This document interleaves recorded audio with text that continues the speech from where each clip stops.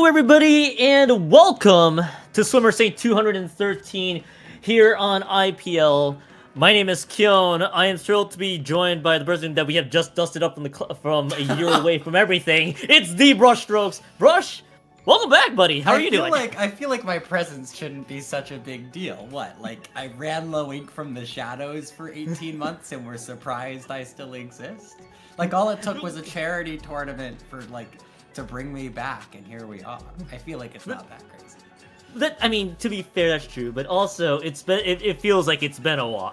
Yeah, I feel like I haven't seen you in a long time. And I appreciate the carny entrance. It's very carnival-esque. You know, I come down on what are those things? Trapezes, and there's an elephant below me, and then juggling. So it's good to be here. Glad to be back. Excited for some hot and fresh Splatoon 3 action. We were just talking about how I don't know any of the Gen 3 kits, or really any of the kits at all. I am just now starting to remember the names of specials. So there might be some stuttering, some confusion. I might call things the wrong things. We'll see. Whatever happens, happens.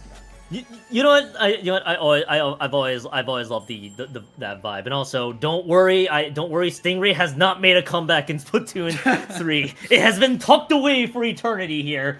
From that perspective. All right, now we gotta get to the task at hand here. We did have the bit of a late start, but all teams were expected to start game 1, so we'll be joining you guys midway through this first set of games here in SOS. Of course, it is group stages in SOS, weekly tournament abound. I believe a best of 3 is underway. They've already started. Wait, hold on, we cannot start yet.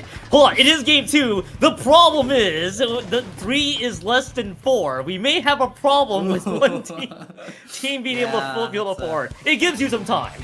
That's a rough one. Okay, here's the deal. The set is currently, I can't see this. Oh, it's 0-1. It's 1-0 in favor of Oxidation. RRRemix is coming up from behind here. A reminder that this SOS is zones only. Oh god, the map list button. I'm still learning. Okay, so game 1 was zones on Urchin Underpass. We're moving to Mahi Mahi next. You got a teaser there. Oxidation up 1-0. I think that's the context we need. Kellen, do you know anything else about these teams? I know we were talking about the artists from RRRemix. From RRRemix. It is the Tory PNG and Bug Slap, which that leads that group. You also have Lagoon and everybody else running out that group. It's a team very familiar for those who have paid attention to the socials, because Tory PNG and Bug Slap, of course, runs one of the artists' one of the vendors in most events that they go to. Riptide especially, shoutouts to you. And Oxidation, I think, is just a collection of many different players on that board. That's all I know so far. That's to level with everybody here. And thankfully, because I believe one team that was Oxidation was not able to field the group 4, it gives you some time. It gives you time to finally to remember what Splatoon was, other than the fact that we were in Mali. To remember where the map list button was. Well, okay, so we got DJ's favorite team, RRRemix, versus Oxidation. I feel like I remember, Kyon, and maybe I'm going absolutely feral. I feel like I remember Tori off of RRRemix being a roller player. Is that anything? Is that something? Sounds familiar. Yeah. No, yeah, you are exactly correct. You're exactly correct. Okay. So, some Sharky gameplay maybe. I think we saw them with a brush just then, so maybe some rat stuff happening, some aggro, some skirmish, what have you. But I think with how fast this game is, right? It's going to be interesting to see how that can be countered, how they can Oxidation can keep their cool. Obviously, they're up 1-0. They've done it once. So figuring out if we could get into a game, maybe if we can press some ZR and maybe move around a little bit. I think that now the next problem is they're being defeated by actually being able to load the game at the rate we are going. It's actually the most difficult part of Splatoon 3. It's not actually. Well, if you've ever run a LAN, it'll certainly feel that way. Let me tell you.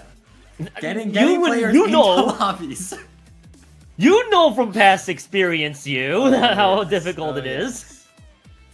You know, I will say, look, LTC, may it rest in peace. We ran on time with like no issues except for all the monitors that were flickering black. But then we figured out how to make them stop doing that.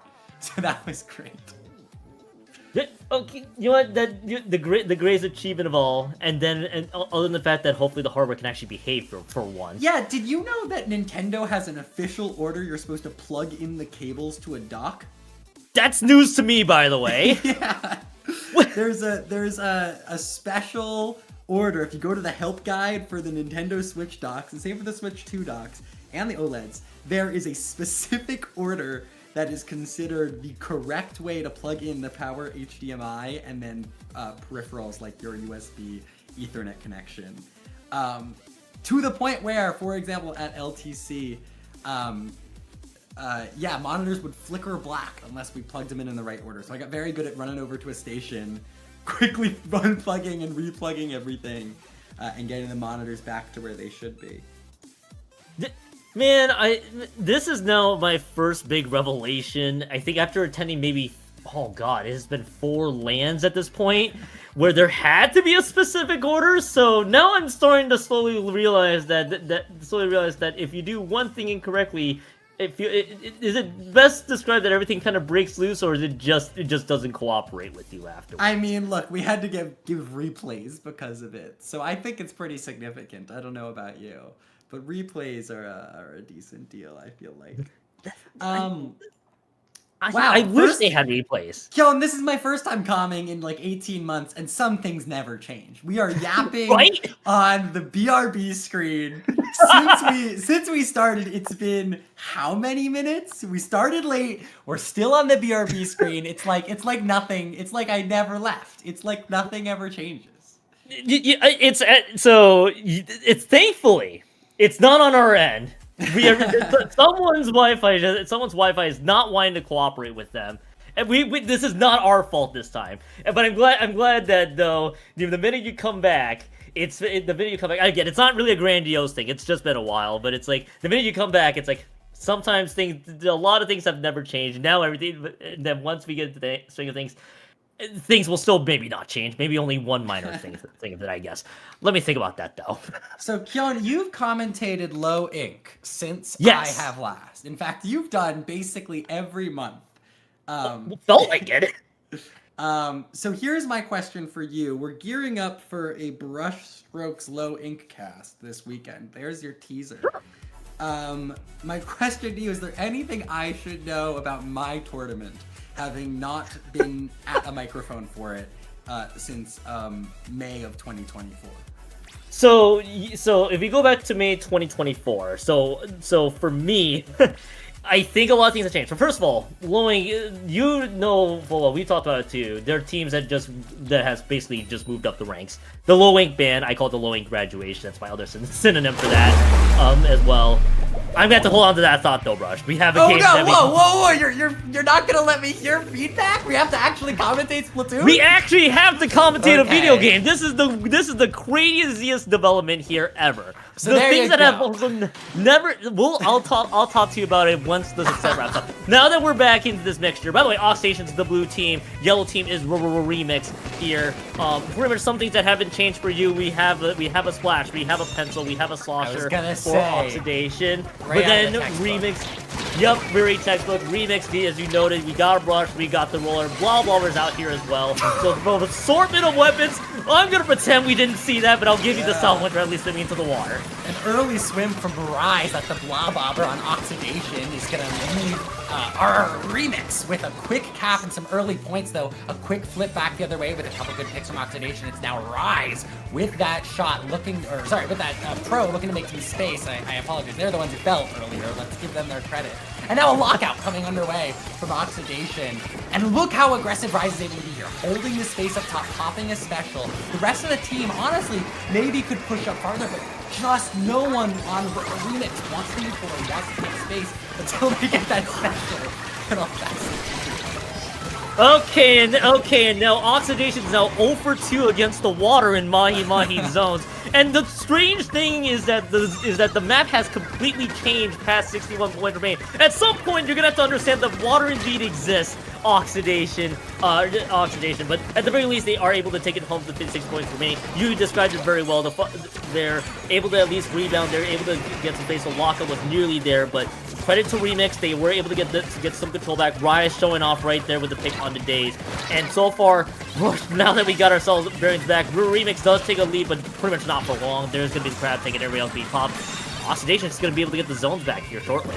Yeah, we finally seen the water transition, and that's when I feel like Maki really comes alive. Until then, you're stuck dancing around, not a lot of space. So we're gonna have to see Remix on the back foot here, how they're able to take control of islands on the far left, maybe push around the right to take space back, but they're moving into a Booyah Bomb. They're gonna go one down. A Reef Slider coming out, gonna find a pick 3-2, and 2 big picks for Oxidation. So RRRemix with 1 player left, just that blob bug slap on the far left island. And Oxidation holds on, and they've got 35 ticks remaining. You know, I was like, that Reef Slider being used by Remix, I would imagine would have been enough to get the cap, but then it just became an absolute carnage. Oxidation able to get a couple members down, and now with the 2 members are trickling out of here, this should be the dub here for Oxidation. And of course, this being the best of 3 here, if I am not mistaken, that may or may not be the game. Might be speaking too soon here. Reef Slider is being used. I did indeed speak too soon there. There's the Reef Slider, there's the cap. But more importantly, Oxidation down to the 2 points remain, able to win that fight, and now Remix. At least they buy themselves some time, but they got to piece everything together. Let me write that down. Commentator's curse, still yes. a thing. As Remix holds on a couple moments longer now without any points in, trying to hold against Rise, who's been able to open all the opportunities on the retake with that Forge Pro. Now moving into zone, they'll find the cap. Only 1 player down, so they're gonna have to justify the space they're taking. Unable to do so into the face of Days. Now picks back the other way, splats in favor of RRRemix, and they're gonna keep chipping at this, though time is running low. Time is indeed running low, and hey, more credit to them. It's almost an onslaught of everything that Oxidation threw into the zone, but Oxidation not able to get the cap back. Now you can see these trip strikes. They're all just funneling it into the zone on a last-ditch cap, but they're not able to cap together. You see the staggers here with the Booyah Bombs and the trip strikes as well. It just doesn't get any sort of cap. All it does is it pushes Remix out the door, but that doesn't even matter at all if you're not able to get the zones back. Now, Risley's able to get a pick. You get 2 members down on both ends here. Lagoon is just flying in with that brush, able to get a pick by themselves. Rise drops again. Oh my goodness, Remix. They may actually pull this off, but they gotta keep this momentum going here, Brush. Keep an eye on Lagoon with that Octo Brush. What a great job finding utility in that special to sneak behind and get 2 picks back now. What? Just a couple ticks left on the scoreboard. Oxidation throwing everything they have in the zone, and there's Lagoon coming from behind, finding the utility from their main weapon. A couple ticks are all that's on this game, 6-2, as everyone holds ZR onto zone. Days with that roller, unable to paint as much as they want though, and it's just an onslaught here. Lagoon trying, and finally Oxidation will find the cap, but 20 seconds left, 50 penalty points. I mean, honestly, this feels like it's anyone's game. Yeah, this is just round 2 of Roots, and this is almost as intense as I wasn't expecting it to be. And now it's 2 for 2 trade on both ends of the front there. Everybody, by the way, contesting onto that zone. That jump's gonna get punished big time here. But now to break the problem, you gotta be able to get the zone, get the OT. That's what they're able to do right then and there. Now Lagoon using that Zip Caster, trying to get a pick. They just get eliminated. They just run right into Oxidation. That should be the game. Yeah. And I gotta give a lot of credit to Remix. That was so close at the end, but Oxidation holds firm. Very scary though, at least in game 2. Welcome back, everybody. We have now. That's all we're gonna say about that. That's Oxidation taking home this first set to start. That was the difference. Lagoon there at the end. Had they found that pick on Nick's pencil, maybe we would have seen another opportunity for Remix to hold on a couple moments longer. Such strong gameplay from that Octo Brush, sneaking behind, forcing Oxidation to look over their shoulders and stay on their feet, but not quite enough. That's not quite enough utility, sorry, for Remixes. They get spread a little bit too thin, a little bit spread out among the map. That's your trade-off when you're playing with a skirmisher, when you're playing with a rat like that. You have to be so synergistic behind the play to make sure you're keeping the actual game point alive with that splat zone. what's even more what made that game also incredibly close, even for game 2, is I just see all the trip strikes being thrown into the zone, but then the Booyah Bomb just comes a bit late, which you give RRRemix a chance to get the zones back, which they were able to. It's the reason why the game got prolonged as much as it did. Oxidation was able to hold firm on a crazy, hectic fight towards the zone in the middle of all that, and Oxidation comes up the last lap. Lagoon, I saw the vision with the Zipcaster. You got the advantage. Now you just gotta zip forward, look for the picks from the back end, just to see if you can make that one work. But then just getting eliminated right away, and then all of a sudden you're just realizing you're too many members down, and that's how you get the 2-0. We would have loved to see game 1 for you, but that's just how it goes sometimes. Rush, yeah. That was fun though. Oh, it was so fun. I haven't yelled in so long. I gotta say, at the end there, it really felt like the Octobrush equivalent of a mouse slip. Like, just slightly missed right? Nick's pencil there, and it goes down, and honestly, that can be the difference in a moment like that. No, Kyon, I miss yelling. It's fun. Casting yelling is fun. Great. More people should do this.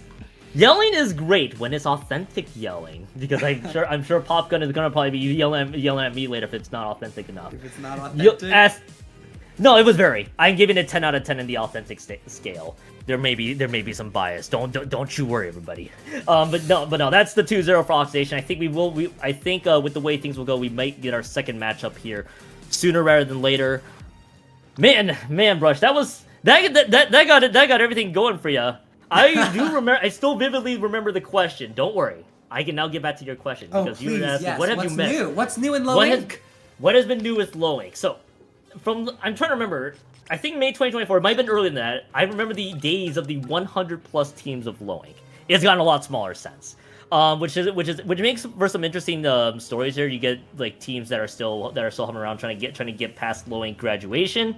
Low level's just the same as always, though. Anything that you saw here in the game in terms of weapons or shenanigans, you can still translate it over in some capacity. But I mean, really, Low Ink has just dished off a lot of fun stuff since. Now, for you, it's a little teaser for you on Sunday as well. Before. So far, all you've said, Kyon, is that the tournaments that I have run every month for 3 years is perfect. So it's still good. Okay, so hit me with what I need to know for the mic. Hit you up to what you need to know with the mic. Well, for the most part, honestly, if you were still around back then in Low Ink, it still feels the same as ever. And a lot of Low Ink sets are always fun to watch, especially when you get to alpha brackets. So in recent times, there's been a lot of close ones. I think the level of play should be a lot more closer nowadays too. So I think you should be expecting a lot more excitement. Otherwise, it's still the same as ever, as you just last left it a while ago. Still the same as ever. People still up in my DMs when they should be up in #LI helpdesk. Let me tell you that. Some people still looking for Low Ink band certificates, as if I don't just give them out on vibes. Let's be real. Right. Okay, so we're moving on. Still Splat Zones only, new maps. Yep. That's true. It's Ramen, Haggle, and Museum, and the teams. I got. Yeah. I got your teams. If you're still digging that up. Hit me. I got you. So the teams that you got here are There's a team called We Are the Twins, which hold up. So what twins do we even need to know about? That's what I'm curious about. Yeah, who here are the twins? I guess that is an important question. What are the twins? I don't even know where that's even going anymore. What's at least obvious is that it's the most pickup name ever. And then the other team I think is not a pickup. Dubble Bubble featuring the likes of Amigo, Jumar, Gemma, and Muck, which I haven't seen much out of this group in a while, other than the fact that they participate in a handful of FTIUs. So, welcome to SOS for this group. I gotta say, Grace asked us who we wanted on stream, if we had any preference, and I said, give me some fun team names, and we got the 2 groups of 2. We got Twins and Double. So, I just wanna say hats off to Grace, knows the way into my heart, knows how to find a nice stream match. I must say, the time I gave the 2 casters 2 team names of only numbers might be better. But we're still doing some really good stuff here in 2026 on SOS. You know what? That's very true. And you know what? Hey, I love the theme of round 2, twins 2, double bubble 2. You know what? And hey, only one of them gets to win with a 2. So hey, that is true. Battle. It's the battle for the 2. Yes. Oh, it's all the 2s. We're winning. You know what? This is the greatest round ever. Shout out to you, Grace. You picked amazing. You picked amazing. Let's put it out there. I'm also running out of words. You're not the only one today here. I used to pull up idiom generators and have to force random idioms into my speech. There's a cast where I say some random stuff about a bathtub because it was some idiom about like running water. So we can always fall back on the gimmicks if we need, and they're always there. They're always, you know what? See, I should have followed a similar gimmick, but then I realized I'm just fumbling around my words, and then it all just doesn't make sense. It's like my entire brain is just scrambled trying to find words. Maybe I do need to consult more gimmicks. I should learn from you sometime, maybe around with that. Maybe I might. Put a sock in it. That's so kind of you, Kyon. See how well I slid that in there? I bet you didn't even realize. I didn't even realize. randomword.com/idiom. You know what? Yeah, you're a step ahead of me. There's no I in team, but we're gonna see if the twins can really put their duo powers together here as they cut the mustard. How am I doing? You know what? You know what? You tried there, pal. Am I a fish out of water? You could say. Fish out of. You might. Okay, I'm doing good. You might. I'm doing great okay, I'm trying to figure out. If that's well placed or I've turned into the fish out of water with everybody else now. You know what? I did. Okay, thank you for the tossing this one. You know what? I appreciate all that. No, your turn. The other challenge. Hey, you gotta get 3 back to back. I just masterfully showed off. How did you? Slide. That was beautiful. Are you telling me that was not beautiful, Kyon? Come on. I know my word. You know what? Yes, you slid those 3 in so well. I had no way to be ready. Yeah, you had no clue. How would you have known? How would you have possibly known that I cried wolf? Nope. Jig is up? No. Okay, we're gonna watch some Splatoon. You know what? You know what? Close but no cigar there, Brush. Okay. Now, you know what? Yeah, we'll get you started. We Are the Twins is gonna be on the alpha side, blue side. Oh, actually, I think this is gonna be the same color. So I think we got color lock here today. So orange is alpha side, being We Are the Twins, and Double Bubble is blue. Weapons to speak of is a 3rd kit appearance. That is the Octobrush. I believe that's the one with the Kraken as well. So I'm curious to see how that works from Amigo. But Amigo's gonna get splattered right away. So Frosty, by the way, using the crab tank, immediately using the crab tank to just try to displace as much of Double as much as possible. They're only gonna get 74 points, and now we're off and running here. Both teams fighting for the zone here, Brush. Yeah, you saw that crab get popped, but nothing off of it, right? So getting that first pick, you want to be able to take advantage of that opportunity, move forward, take space, find the second or the third with that special, but nothing coming out. So a little bit of back and forth there. We're going to see Double Bubble, however, be able to move forward, take the space anyway, and really capitalize off of that opening. But here we go, back the other way. It's the Twins. The twins have basically started there, but they were only able to get the 52 points remaining there, and the bubble, by the way, used to protect pretty much everybody here from Double Bubble, by the way, as much as they could. So Drumar, by the way, throwing the suction bomb. Now they got the points remain. Now the question is, are they will be able to get the block? They're not moving forward as a unit yet, which does give We Are the Twins a chance to fight back. They eliminate 2, the cooler being used, and now they got a chance to fight back themselves. You got Frosty probably trying to skirmish on that bottom side of the map, and now We Are the Twins just kind of holding steady here. And Brush, they should be able to get all the penalty points here soon. But look out for Double Bubble. They got 2 specials popped. Yeah, you gotta be careful though when you're popping them like that. You gotta find the utility. Make sure you're not just all losing your resources, because that's what's gonna happen. Frosty's gonna move forward with those dualies and find 3. The cleanup on the backside. That's Magic Ouija with that Splatana. What is that called, Gil? Yes, it is just a stamper. It's a stamper. It's a stamper, and all 4 will go down, and that's the advantage you need to hold the lockout to move forward. It's Frosty continuing with the pressure, aided from above. Drumar goes down, now 2 more. It's Tipo, there's the third, and almost a full wipeout and quad off of another, and what a snowball there at the end. You know, you exactly called it out. When you had all the specials being popped in one direction, it was kind of staggered, and then everybody just starts to fall forward. They did not check the flanks, though. It was all 4 moving forward at the exact same time from Dubble Bubble, and We Are the Twins just takes full capitalization. Massive props, by the way. Also good realizing that they're out of the penalty points, so they can keep pushing further and take it home to the finish line for them. Great start overall for that group. Was initial tug of war battle between the two, and then everything kind of just broke loose. So at the end there, Brush. That's how game 1 starts. And oh yeah, by the way, it's still Splat Zones only, so Hagglefish is next. Ooh. You know, it's so nice to commentate a tournament where I don't have to think about like tower path. Let me tell you that. Right? Let me tell you that. It's just one direction only. It's just, you stand in the spot, you take some space, you let them pop specials, you back up, you do it all again. It's rinse and repeat. It's habits, it's rituals, it's don't get splatted to the dualies that are rolling towards you. Move away, don't touch the crab, move away. It's a hard thing to do though. I frankly, I get it, because I'm also bad at this game now. There was a time though. You know what's fun? So you know what's funny? So I was in a podcast, a Splatoon podcast last week, and the big reveal that I had was I haven't played this game often enough. Not disclose the fact that I did my first taste of comp last year, by the way.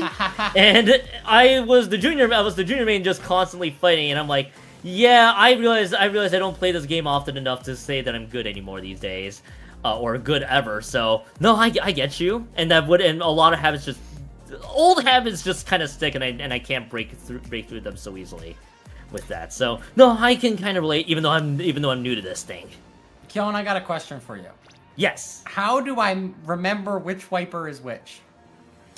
So there are several weapons here. You got the stamper. It looks like a sword. It's kind of like the chainsaw sword mix. I guess you could say. The wiper is exactly what you think it is. Stamper is the chainsaw looking sword thing. This is one that Gemma will probably be playing here coming up in Dubble Bubble. So or Magic Weedy right there. What a segue, Kyon. And what's the decav? That's a decav, no, it's the decav. Yep, that is a decav. And I called the wrong person. I knew I was forgetting. I knew I got my name wrong. Oh, don't tell the stream that. Don't tell. I already forgot the name you had said. We're so bad. You know what we got here. So now you got two wiper type weapons there. You got the stamper. That's what Ouija has. You exactly called it out. The decap, specifically mid decap, the one with the bubble, is what they're wielded from Dubble Bubble's lair. So, well, by the way, I'll talk about swords next time. That is a near wipeout, I believe. And We Are the Twins are just continuing where they left off in the previous round, Rush. Yeah. So note to self: don't send all 3 of my what? Yeah. Don't send all 3 of my players to the street is what I was going to say, but I guess also don't respawn is the lesson here. So if you're down, stay down, don't move forward, especially if the twins are in front of you, because you will be gone. You will be splattered. You know what? That's also true. Also, don't go close to a reef slider. I saw right out of respawn. It's going to explode. You're going to get eliminated really quickly. Dubble Bubble gets the worst end of it. They did recover, though, at the very least. Now, that could have been so... That could have been so much worse, yes. Look at how Dubble Bubble was able to find their way around the side of that map to get control of spawn. And actually, in a total reversal, the twins are going to have to come off their respawn. 2 jumps out, 2 go down there, and a full retake is in progress. So don't overextend into that plat, right? Make sure you're watching your flank, staying close to the zone, not overextending. A nice pick there from Ouija, and 2 more somewhere else. Kyon, did you catch what happened? Yeah, I think you caught one level of that, and then the other 2 fights happened across the map. It's basically you get 3 members down, and all the fights are happening across the board. So now with We Are the Twins, which they're doing a great job at, the specials you gotta look out for is that Reef Slider, which will be coming up here soon from the Tetras, the Tetra Dualies that they have on that team. But I don't think they're even gonna need it here too, because 2 members have all gone down. The Reef Slider was just burned to get full coverage. And Rush, by the way, We Are the Twins have just raided in Dubble Bubble's base, and they're just eliminating everybody all on site. Yeah, it's such a hard thing to break out of, and this map, you know, it's difficult to get this aggressive sort of lockout that we're seeing from the Twins, but it's all the more impressive that they're able to push up that quickly, and they've been able to now twice, though. Again, a little bit maybe of an overextension as Dubble Bubble able to push back in the zone. They're going to go 3 down for it, but at least survive a couple more moments.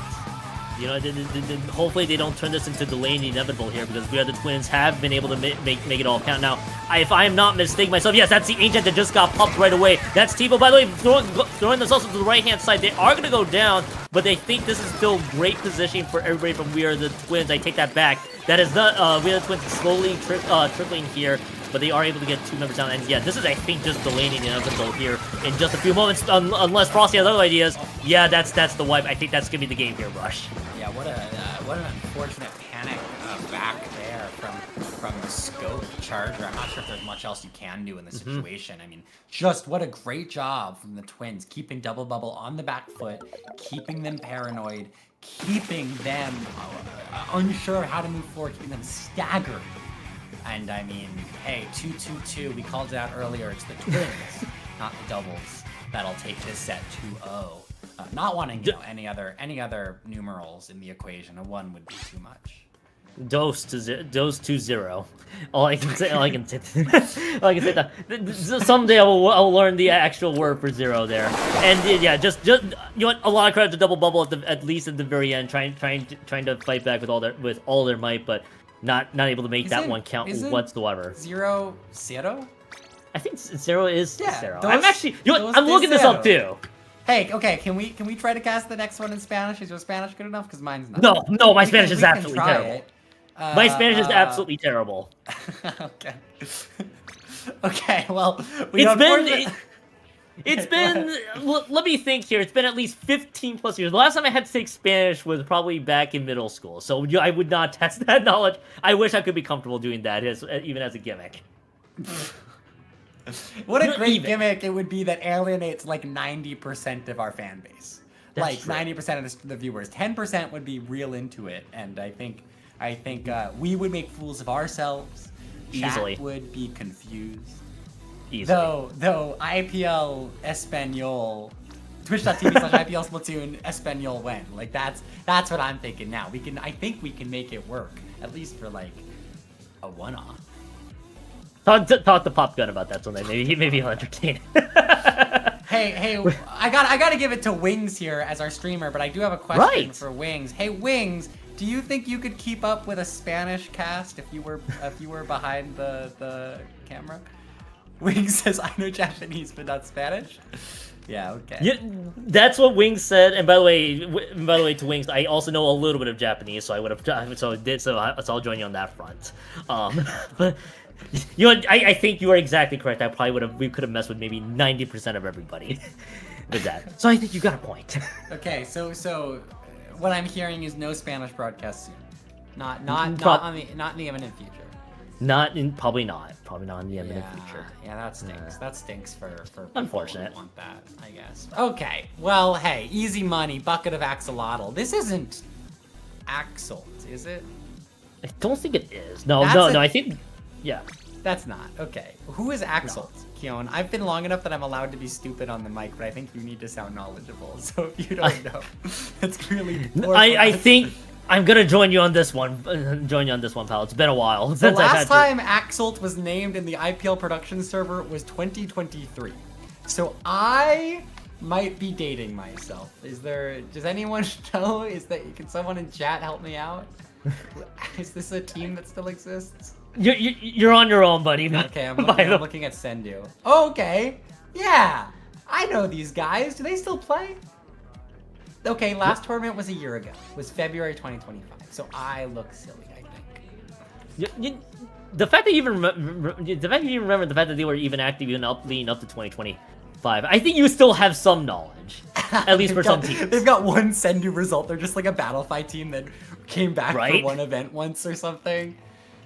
Jeez. Ah, man. Okay, more Splat zones. I hope you like them. I hope you like painting the zone. I'm surprised. Am I crazy to say that we haven't actually seen super paint-heavy comps? Like, you're not the only one. You're not the only one. What's going on with that? Where's my quad shooter action? You know? Where's their quad shot options of any flexible variety? Where are the splashes? Where's everything? Where's my junior, Kyon? Where's my junior? I know my junior play is stuck in the is collecting dust right now. Maybe we'll. Yeah. Hey, you don't know. I'm sure Grace will be happy to see multiple juniors out there in the Splatoon game. So you know what?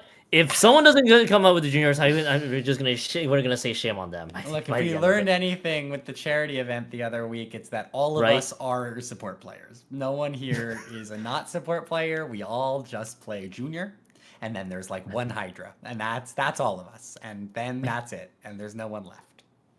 You know what's really funny is I'm sure I know way more Hydra players than I think I could care to account. Okay, there is paint.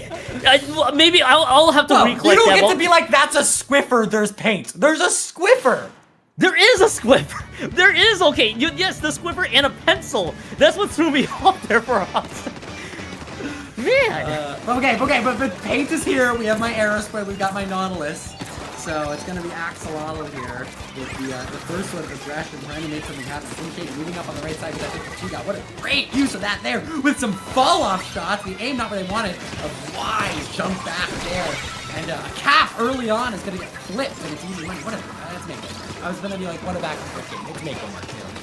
It's way too early to call it back and forth. It's only been about maybe a handful of seconds there. I get it. Yeah, it's Mako Mark. You got the plus side zone and everything there too. Now, anytime I see Silver Spray, my immediate instinct is, oh yeah, let's just wait for them to just paint some resign, just throw it right into the zone each time, because I think that's exactly what we're gonna see here. Maybe in a couple moments. Watch as I am way wrong. No, I'm pretty much right on the money.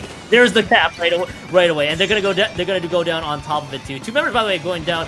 Now I can say it's back and forth here, but we can now say that it's. I don't know if it counts as back and forth if we're all just throwing ourselves at the zone. You don't get to just like keep holding forward and like, oops, I capped it. What a back and forth game. Like okay, now we're seeing some actual gameplay. Babi here with the S-Blast finds two in the top left. A coordinated attack now from Easy Money. It only took us a minute and 20 seconds to like remember how to court this guy. So what we're gonna be seeing here is multiple players just moving forward. The left control stick is only staying in the up direction the entire time. That's all that they're programmed doing. Oh, by the way, and on top of it too. By the way, as noted before, the reslider from Breakdown did get it was ultimately painted when the zone's already capped. I expect pretty much the exact same strategy when they absolutely need it. So for Bucket of Axolotl, the question is, how do you deal with everybody else surrounding the zone, especially with the pencil and a bunch of paint? I guess that's a question for another time, because right now Easy Money is still pretty much hanging on to the zone for all that they can say right now. Am I crazy that this doesn't look like two great white caliber teams? Like, what are we doing, guys? We're just kind of running around the map waiting for something to happen. Is like Mako Mart getting to our heads? Did we like huff too much bleach in the melons aisle? Like I'm genuinely confused at like why are we jumping all over? Am I crazy? This is not what the game is supposed to look like.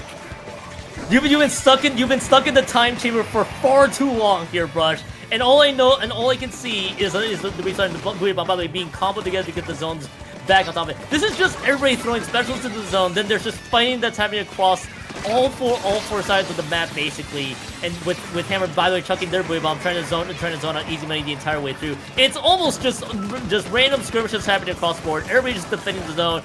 They haven't made it past the right stack yet. They don't feel comfortable pretty much playing aggro. You got the triple splashdown being used on top of it. It is just fights that happen across the board, and a restarter gets another cap, and Brush we rinse and repeat once again. No, but I gotta say, it looked there for a moment like Axolotl, who's been on the back foot on the whole this game by the scoreboard, took a moment to breathe, to find themselves, and they actually started a lockout here, and it's gonna work to their advantage. This is what I mean. You gotta play team play here, because Easy Money is gonna throw themselves at the zone, as you say, Kyon, rinse and repeat, except it's Axolotl able to defend it, hold on to the cap. They're gonna keep moving. There you go. Great aggression from Slim Shady there, trying to capitalize on the reef slider. Not quite gonna find it, but on the whole, their team is still a split up. So Breakdown is pretty much just playing to cap the zone strategies here with this reef slash. This is just pretty much the only game that they have going on, and now we gotta get the trade of buoy bombs here being thrown on both stacks here, with everybody kind of retreating from the right hand side of the map. On top of it too, Hammer is using their weapon to just try to paint And exactly as you noted, you just gotta single out everybody else. You got at this point, I think their target is this Reefslider is just gonna keep spamming Reefsliders. We just gotta eliminate them the entire time, and then just try to follow suit the entire way through. That's exactly what we're seeing here, Brush. 50 seconds left, but I think they're gonna give up this cap here soon, especially when you have that flying Reefslider, the triple splashdown, all of the specials being used just to get the zones back. Yeah, but don't forget about Slim and Shady. 3 of Easy Money turning around, trying to find this pick. Shady's gonna find one. That's great utility. It's Axolotl off the respawn. Now Hammer able to put some paint down in zone. Muffin joining with the pencil. Now 2 along the left side. Shady finding another pick. There goes the Nautilus. Now looking for more is the rest of the team on the right side. And look, the cap's gonna go back and forth. Who cares? It's the picks. It's the jumps. Axolotl back in the zone. Back to their lockout. They're not winning on the scoreboard yet, but they're back in control. Pay attention to special usage, by the way. They're gonna probably look for the Silver Arrow Spray to get the picks. They got 2 members down. Now, here's the thing: if that Silver Arrow Spray doesn't pop Reefslider, which they are going to right now, they're gonna get it off. That's exactly what ends up happening. The zone is so small, a Reefslider explosion is gonna do it. And Bucket of Axolotl does not solve the riddle of Easy Money. Easy Money quite yet. Actually, with a 1-point difference. I didn't even realize how close that was. Yeah, my scream was because it was that close. They got 2 down. They just needed to find that Reefslider, just needed to find that Silver Arrow Spray, and it was less than a second, Kyon. It was, the timer was at 21-21, and the cap came in, and it snapped back to 22. I mean, that's the closest to a tie I've seen in a long time. Desperate Reefsliders calls for desperate everything Reefslider measures. Words that all made sense in my head when I said that out loud. At this point, you just absolutely knew once the Reefsliders were coming in, they were just going to be using it to cap zone each time. Exactly what I was wondering, where I thought that was going to go. And that was quite the gameplay I saw. Hey, Crab Leg Capital, I forgot that this map exists, by the way, coming up. Crab Leg? Yeah, I forgot that it existed for a hot second. I just don't see this map. Do we not play this in comp anymore? I think we do. I think we do. It's just for the most part, it's uncommon. It's either this or Crab Leg Rainmaker. Or yeah, go ahead. Anytime I see a tournament, it's either crab leg clams, which is the most common, in my opinion, the most common of the crab leg maps. I'm sure someone's gonna fight me here in chat as soon as they say that. Yeah. Then the uncommon mode is Rainmaker, which Rainmaker, while you're gone, has gone through some interesting takes over the years. And then Zones is being pushed back because there's 5 million great Zones map to be used. So that's all I'm gonna say about that. Every time I say this, people give me actually thought through criticism of main stage, but it was a good map. I thought I liked it. Man, Starfish main stage was. I meant Sturgeon. I meant Shipyard. Sturgeon Shipyard. I missed main stage, but I was talking about Sturgeon. Both are true. So Sturgeon main stage when? Yeah, Sturgeon. Because in my mind in Splatoon 2, they were the same map. It was they were basically almost the same. It kind of felt like it. Yeah, for junior gameplay, I felt like I was doing the same stuff both ways. It's I can't necessarily fault you. I just remember that Starfish main stage existed when you mentioned. Then when you mentioned Sturgeon, it's no. Someone's gonna put these are just the same maps later. It's gonna pop up my Blue Sky feed here soon. By the way, hi. There's a mini sighting here from one side, and oh my goodness, we're sticking to the silver. Yeah, okay. So at this point, I'm surprised that Walk switched back over to the vanilla. That's the vanilla Nautilus. That's the one with the Inkstorm, and I believe, if I'm not mistaken, also not the beacons, but the point sensors. Excuse me. Being that particular sub. So I'm actually kind of surprised to see that, if anything. But yeah, they're sticking with the Silver Spray, so Reefslider is just going to be used for days here, Brush. Yeah, and I mean, look, we're getting more of the same off of the opening, just sort of a slaughter in mid. Finally, it's Axolotl on top, and towards the second halfway of that game, I mean, this is what it was. It was Axolotl with the lockouts, and it's Easy Money with these sort of desperation picks. But unlike game 1, the scoreboard now doesn't have a bunch of points in Easy Money's favor. So if they can keep this up, Axolotl can have more of this success in the lockout. We might actually see a win for them. Hey, this could be a great chance for Axolotl to strike, especially you have a much bigger zone. So that the Reefslider shenanigans, I'm gonna say here, is not going to run amok. but they are just pretty much protecting themselves here. They're not trying to push too far up on that one. That hammer toss, I think, actually takes out the pencil. That was well placed. That was awesome. That should possibly be the zones here too from Bucket of Axolotl. That's on top of it, unless nope, Bubby's gonna go down there. Now everybody's just gonna be fighting around the zone for all they can. Breakdown goes down. How does nobody have the zone yet? Easy Money figures that message out. They're like, oh no, we finally answered the question. Hey, 3:30 left to go on the clock, and then Easy Money's past the halfway marker there, bro. Yeah, I should eat my words on the whole lockout thing.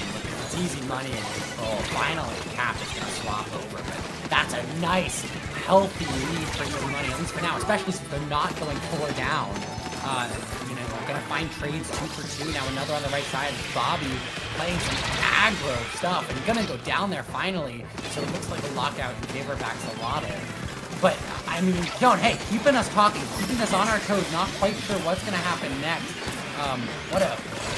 Axolotl with the aggro lockouts. So not something we've seen from them yet, but something I'm glad to see because look at how the points are counting down and no one on Easy Money is close to the zone. This is one of the things that happens when you have such a paint heavy combo whose specials primarily hinge on just getting easy caps from the first game. They had to switch everything up in order to basically attack the zone with all their might. Excuse me, but with everything being so large to begin with, it's difficult for Easy Money to get caps with this way, especially with the Silver Spray's Reef Slider on top of it too. And now Slim Shady, everybody's just pushing forward. The lockout should be cleared out. 2 members make that 3 members going down. That should be the game here. Soon Bobby's gonna get wiped up. That's the cherry on top to everything here, and that is Bucket of Axolotl. Hey, we get a game 3 here out of group stages. A set that goes distance here on stream, and this should be a lot of fun to see how game 3 is gonna go. I'm sure we're gonna get some shenanigans here in Silver Sprayland, to say the least. I just realized it's a Minecraft reference. Oh yeah? Bucket of Axolotl. I should have actually picked up on that. Oh, okay, so it wasn't alone. That makes me feel better. Well, see, you know what's funny? I haven't played Minecraft in literal years at this point. I think the last time I had to touch it was decades ago, or decades, maybe years and years, way past that at this point. So at this point, any Minecraft references are just gonna go through, or I'm gonna have to undust all the cobwebs trying to find all the Minecraft references again. My roommates and I put up a Minecraft server this week, and it's been wild learning all the new things. Did you know there's a biome now that's all white? It's just like grayscale. But I did not know that, actually. And the caves are so different now. They're like massive sometimes, and there's like these they look like little 2-block opening cuts through terrain like a really skinny ravine. Like the game just plays different, and I still can't build a house that looks good. Like it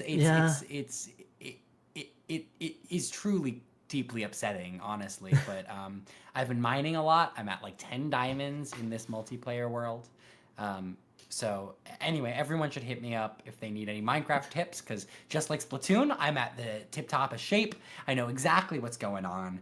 And I don't ask questions like, what is that weapon I'm looking at? You know what, that's also fair, and also, and man, I'm just trying to remember anything I remember out of Minecraft from years and years and years since I've played it, and unfortunately, all the memory I have with it is too dusty that I can't remember it. So maybe it'll all come back to me in a few minutes. We need to do a Minecraft for casting. We need to do Raise for Races V2, except this time we play Minecraft. Anybody from R4 listening to this, listen to Brush on that one. I guess. Blaster sighting, by the way, from Bobby as well. That's otherwise pretty much very similar weapons. Walks back to their triple splashdown Nautilus on top of it too. So those are the weapons of choice.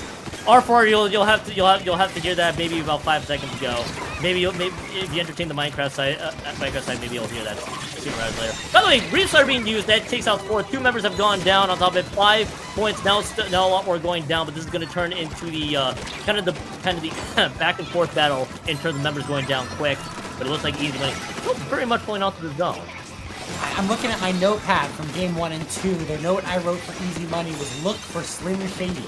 And let me tell you, the first pick down is Slim Shady in this game. And then once again, jumping around the map, they're doing a great job. Easy Money tracking that Axolotl player because they're not having any utility anymore. The quick pick in their favor now might be enough to turn the tide. Breakdown doesn't turn around in time. So there you go. Find that flanker. Don't let that 52 guy walk all over you because Axolotl knows how to make that snowball happen. They're in control now with 3 down. And then that 3 down means that this gives Bucket of Axolotl time to just paint and move forward right there. Breakdown just has to use the weed slider just to get some of the paint back in their base. It's gonna be the lead change here. But here, as Slim Chase just trying to play aggro, just loses the one-on-one duel, but the Silver Spray, of course, with Breakdown going down on top of it, as we get to see a bunch of fights happening across the board right now with Bobby and everybody else trying to fight with all their power. There's the 3 members going down. That should be a zone switch here as both teams capturing basically this large 2-zone map. And Easy Money now looking to see if they can respond back here, Rush, with a push of their own. What a wild composition. You know, we never actually took a moment to look at Axolotl and go, okay, Swiffer, okay, Pencil, fine, shoots. Okay, 52 gal, great, aggro. But Mini and Swiffer, not only is that a combo I never see together, I don't think I see either of those weapons come out often, especially. There's only a few Swiffer maniacs, Rush, that still plays a Swiffer as often as they do, and it's been so few and far between. So I don't blame you at all, especially with the mini, which is a very interesting combination. It's a different flavor of mini that's been getting a lot of airtime basically in recent years. And in this case, it's just the vanilla one, which doesn't get a whole lot. All that being said and done, the wipeout's pretty much there. It's been a crazy battle across the board. 2 members down, no problem. That's gonna be the zones cap that direction. Slim Shady and the Pencil, of course, able to push a little bit forward. Excuse me, with the core being dished in. Brush, Easy Money stuck in their base, and Bucket of Axolotl holding on to both zones. Yeah, stuck in their base, but it's because Axolotl is holding ZR. There's nowhere to move. Finally, Specials will come out, and a pick will be found, but trades galore. And just a little bit of advantage left for Easy Money, so it's going to be Axolotl backing up wisely. Spore with the Pencil there on the backside. Muffin now rotating around the top right. And what a great recap there is Easy Money. It's their turn to lock out. And once again, nowhere to move. Now, this time it's Axolotl stuff. Yeah, so now you got Axolotl stuck. Easy Money doesn't have any specials left. You could see the Reef Slider popping up here in just a few quick moments, you may have to see them potentially use it to just zone out Bucket of Axolotl as much as they can. But the stamp is being used. They did burn it earlier, but no, they're gonna go down on top of it. And all that being said and done, the zone does indeed change hands, but Easy Money does get the cap anywho. Now it's just a battle of pencil versus pencil, or at least initially here. When you do get hammered, by the way, with that ultra stamp that's ready to go here soon. Breakdown's just using that Reach Slider, but they're going to get eliminated almost immediately there, as expected from the Silver Spray. Two members going down, and now, Brush, Bucket of Axolotl out of the penalty points. Penalty point's gone, but we're still in danger territory. Only 60 seconds left in this game. If Easy Money can repeat their magic from game 1, find quick caps, it won't be so easy, but lead will switch now, so a little bit of the opposite medicine as Easy Money moves into zone, finds 2 picks. It's Bobby along the right side helping out Breakdown with that Silver Spray, finding that pick on Spore, but not going one down in the process.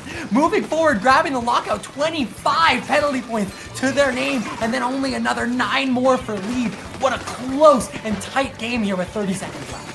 Pay attention to the hammer that was going to be popped out, but they get caught out. They moved out a little too far, and now the special advantage is the triple splashdown, which is going to be used immediately to get the defensive cap of the zone on top of it. Now nobody has specials anymore, other than the bubble, which should protect this oncoming push here. It is a 1-point difference with 2 members dropping. Now it's 3 members dropping here. That is Slim Shady with the double. The wipeout is there, and now respawn's definitely not favoring Easy Money. That penalty points number is going to go down quicker than you think, as you're down to the plus 25, still going down. Any member alive here is going to matter for Bucket of Axolotl, as Hammers, by the way, use that Ultra Stamp, not able to get anybody here. The Restarter might be huge if Breakdown's able to find an avenue and be able to use it. They're going to have to use it away from the zone. They're going to get popped immediately here, as the zone, they lose control, and it's not going to be enough money at the end. Bucket there, so Easy Money loses lead in the final moments. Bucket of Axolotl, what a save here in game 3. They win round 3 with a 2-1 finish.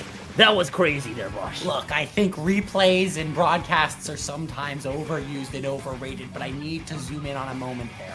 in the end, Axolotl moving on that lockout, they took a ton of space, they popped the soda, they moved up, they kept moving forward, and they didn't overextend. They recognized easy money, gonna come out, take more space, go for the end, and as you called out there, Stone, that Reef Slider had to be popped early in an unadvantageous place. We didn't see the quick free pop and cap of zone from all these other games with that silver aerospray, so the utility is not there. It's such a gamble of a special and of a weapon pick that if you're not able to land it just right, well, there go your chances. A bubble isn't armor. It's not enough to overpower space and overpower a zone, and it's gonna go bye-bye, and that'll be the game. Axolotl, they're moving to Great White, easy money. I think they've got a great chance in Hammerhead.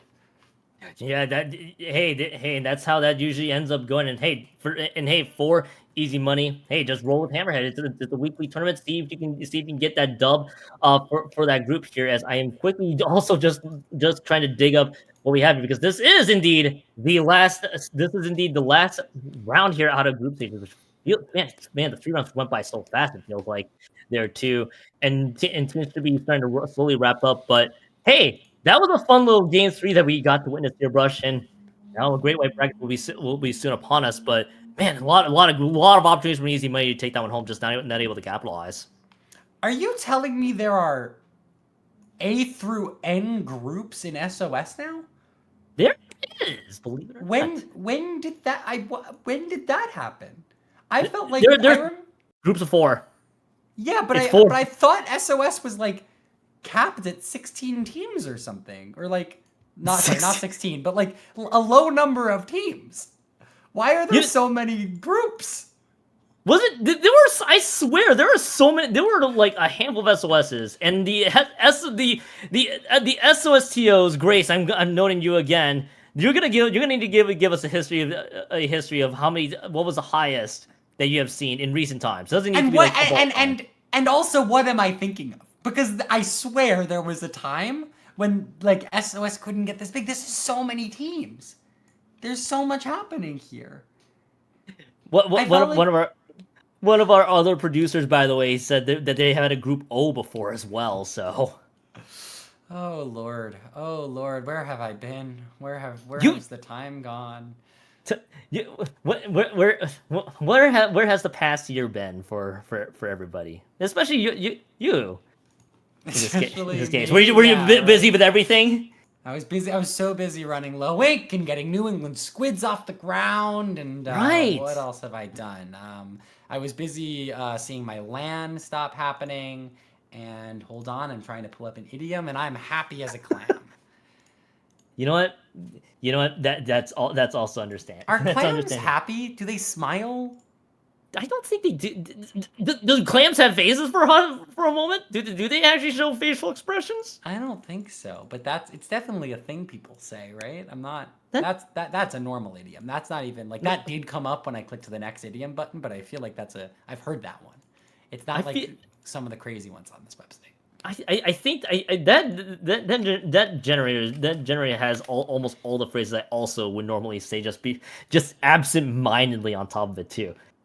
So it's like, okay, another one. Like I open another one. What is throw a wet blanket on something? What? Is this a thing people say? Is this like Canadian slang? Wait, sorry, our producer, what was that, Wings? You can call people a wet blanket.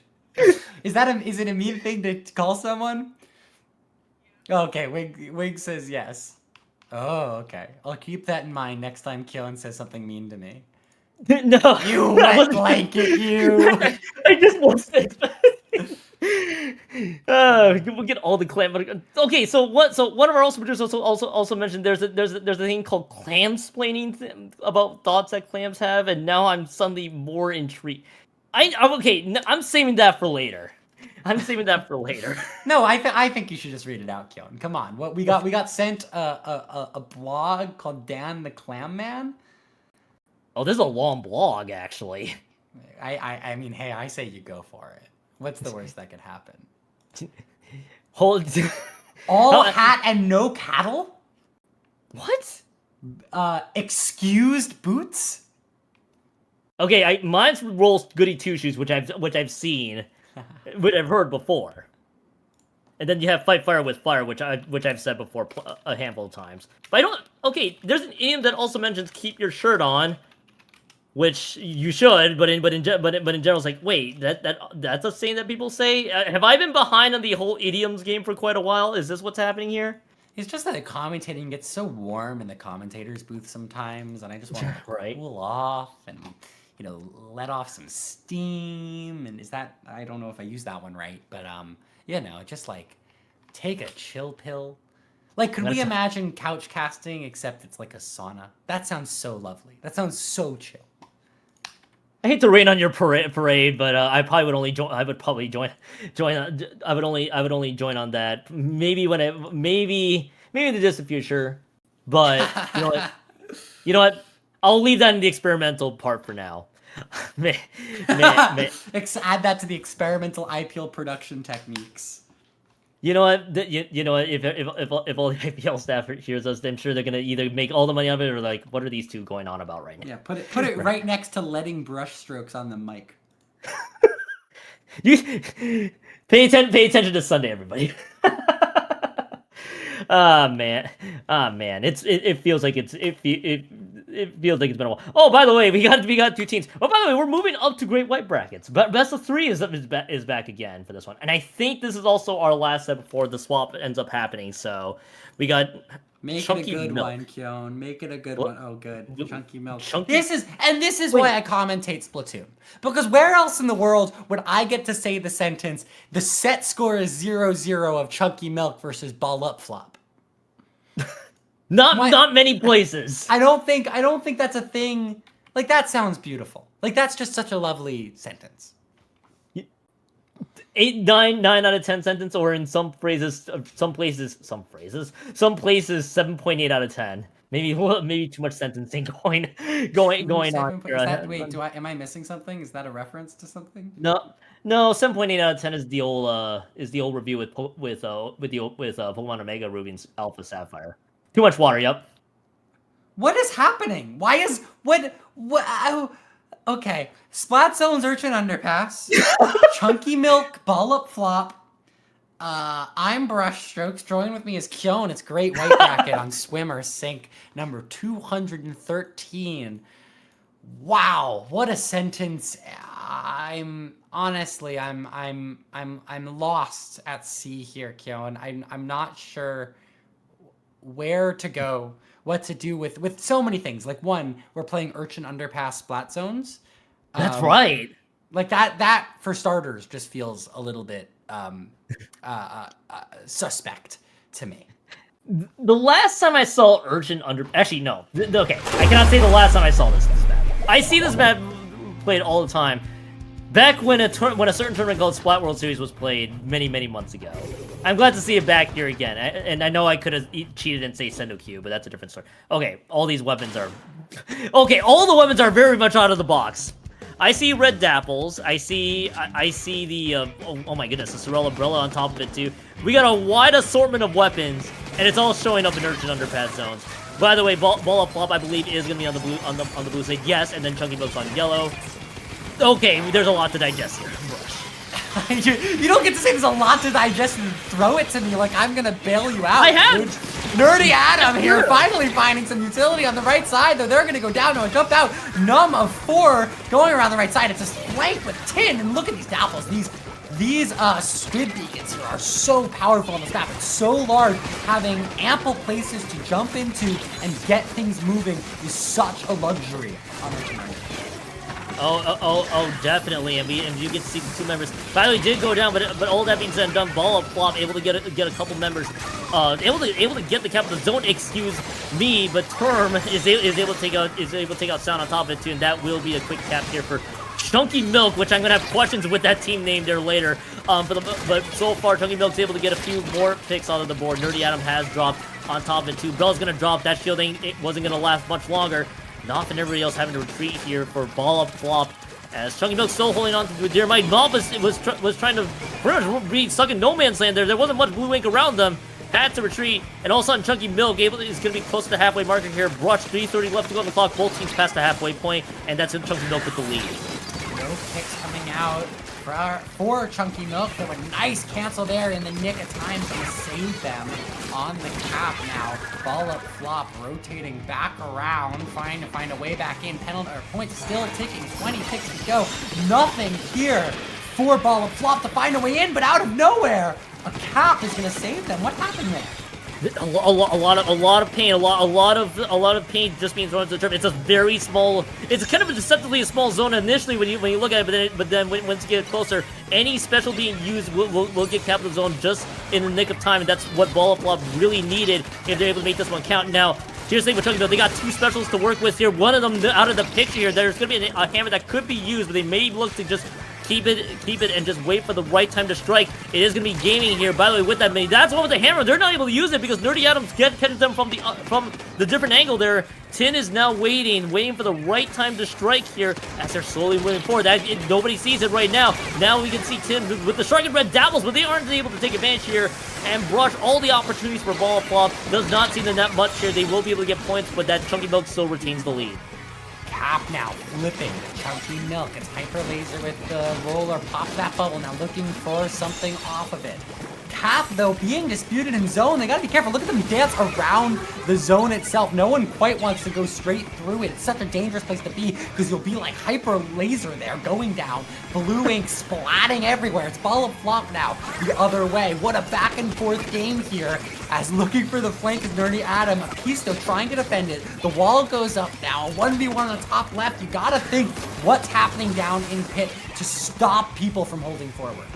That's exactly what you have. Is that you got one member investing left, and everybody's just trying to slowly move forward. They get the other member that drops on top of it. He was just using the ultra stamp to just paint over the zone and then toss it, which they take out Knopf. They got a glimpse of Knopf and then just throws it in that direction. That's exactly how you get some of the picks that you need. And Ball of Flop, by the way, 3 member dropping. That is a great opportunity for them to move forward. And only special, which isn't going to net to much, is the Killer Whale, which will give them information if they can make advantage of it.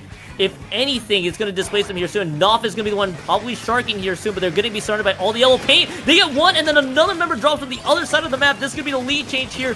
Brushed with every game taken out here. Ball of Flop in a pretty much a very sustained battle. They may be looking for the KO. This should be coming up here shortly, and that will be the 1-0 start for Ball of Flop as they wrap up Urchin. Yeah, I mean, what a difficult map. Not just for the players, but for, I think, everyone involved. It is rapid fire. It is somehow both large and small. It is, I mean, just so radically different from all the other maps in this game in how you must defend. So I want to say, look, Ball of Flop showed us X, Y, and Z in their playstyle and the back and forth and the grit and the bearing it.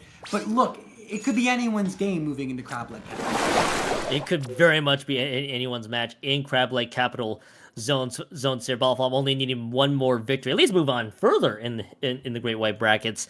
As well, and from what I have seen so far, a lot of skirmishing opportunities here from Chunky Milk if they're able to make this one, if they're able to make it work. We do get to see Ball of Flop. They have a member that they can use to just sneak by through at the end, and that's what we saw there from Knopf with that roller. That I wouldn't be shocked if that comes back again. They have a lot of avenues to work with here, with Crab Leg being a slightly bigger map. On top of it, the zone being much larger as well. I feel like they wouldn't be. I feel like it wouldn't be shocked if both teams approach it very differently here in this first map. But it's a lot bigger of a zone now, so a lot more chances to contest. Do you think the milk is spoiled, or did they just put something chunky in it? I think I'm leaning more towards spoiled. I think there's. I don't know. There's a world where I can imagine it. Where I can imagine them just making it chunky as ever. Why didn't they just call themselves spoiled milk then? There's a lot of. Wings, our producer goes, "Cause it's funnier." And you're right. Who am I? That's right. To be the damper on the humor. You know what? You know what? Sometimes humor just wins all every time. The more logic you prevail, the less funnier it gets. Words I think I'm gonna have to say every time here. By the way, we got a Forge Pro and a pencil mirror on top of it too. A lot of paint, a lot of and a carbon mirror. The difference here is Umbrella versus a Nautilus. What? And I mean, honestly, that matchup might be hard to say. Yeah, that's actually very true. So it took me a hot second there because I know there was just that one roller, but no, we go from one. I don't think there were any mirrors in the previous one. There were 3 mirrors now, so now I'm curious to see how the Umbrella and the Knowledge changes anything. But this is going to be which weapon just performs better than the other. Nice Sharky, by the way, from Laser, able to catch it with the unsuspecting sound. Pencil drops in. Chunky Milk has a response to your brush. They're past the halfway point, and they're looking to see if they can keep this one going. Term over-aggressive with that Brella. They're gonna go down now. 35 ticks remains. Ball up flop, popping a special. Trizuka looking for utility. Gaming going down, but finding a quick trade is that? And 20 ticks remain. Player advantages for Chunky Milk. And no one is near the zone. It's the Carbon Roller. No of 24 looking for a way in. Not gonna find a pick quite yet. Juice comes out for Chunky Milk. 3 ticks remain. No one's there. Pink comes down from the pencil, but it's not enough. And a quick win there. Chunky Milk has tied the set. So a lot of things going horrendously wrong, especially with the Booyah Bomb placement that Vol flops, throws the Booyah Bomb on top of the grates above zone, which gets no paint over it, and then you get the little sprinkler above it to just reinforce it with additional paint. The Booyah Bomb, I imagine, would being used to see if they can get additional cap of the zone, but with it being thrown up top, you don't get any sum of the paint around that zone whatsoever. It keeps the paint fresh for Chunky Milk. And that's how, and with that in mind, they can keep playing as aggro as ever. 1-1 tie, game 3 coming up here, and it's ship-shaped cargo coast zones, which this can get interesting in a hurry.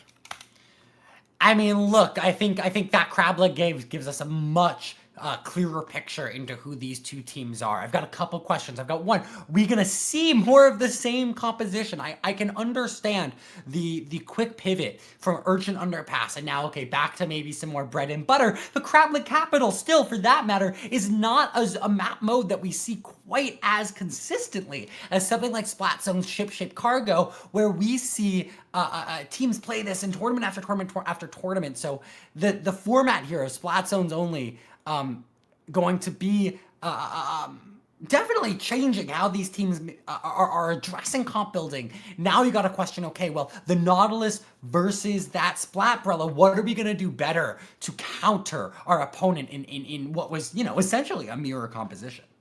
Exactly that. With this week being Splat Zones only, basically all the dynamics definitely changed. No, the tower control clan blitz does not see the light of day, so you have to figure out how do you deal with the opposing team. I can imagine it'll be on a game-by-game basis for the most part, and to many points you mentioned, yeah, there's going to be a lot more thought now, especially if you are playing this particular week. I wouldn't be shocked if they want to stick with the same because they've worked out so well for them. But this map is fundamentally different, so I wouldn't be shocked if we do get changes. Deciding game 3 to see who moves on further, and which team basically gets the early showers here in the Great White Bracket. I think I just see effectively the same set of weapons here. That is the Frozen Pro, the one with the Tenta missiles being thrown into the mix here from Nerdy Adam. So just a flexible change, to say the least, a different pro weapon, if you will. A lot's going to be decided in the opening here, and a strong lockout on Ship-Shaped Cargo Co. PvP ends before it started. Gaming going down to the Nautilus. That's one pro off the map, all up top. We're capitalizing and getting the zone cap. Missiles coming out from Adam now. No of 24 looking for utility with that Carbon Roller. Going to push all the way up. They can't overextend here. And a pick and 2 coming out for ball up flop. That's huge, but back the other side. It's Hyper Laser. A Carbon of their own. 2 picks of their own. And a little bit of brakes can be applied now as maybe Chunky Milk finds a way, puts some water on that fire. They're holding on, and it's their turn to count the zone. Both teams came in with the exact same idea. You had Knopf, by the way, moving forward with that card roll the entire time. But while that side was happening there, Laser was also there as well. Term is stuck in place. Hopefully nothing bad happening there on top of it as that Brella drops as well. And all that being said and done, Chunky Milk able to get through these points. They should be getting delayed here shortly, even with the 2-for-2 exchange there, to say the least. Nerdy Adam drops, so everybody's gonna be stagnant here. And Tin is moving a little far forward, so they're gonna have to wait for the teams to respawn. They're gonna use Suzuka to pretty much grab the range to get Laser, and that is a disconnect. And that's a purple one down. That's a little unfortunate here, Brush. Yeah. And that is battle. Those aren't the DC rules. Normally, it is certainly not past 40 on it. Am I crazy? I don't know. I don't know SOS rules off the top of my head. I can tell you in low ink what we do. What? Wings, our producer, gonna come to the rescue here, find some rules. Let's wonder see if that what was the ruling is here. I wonder if that.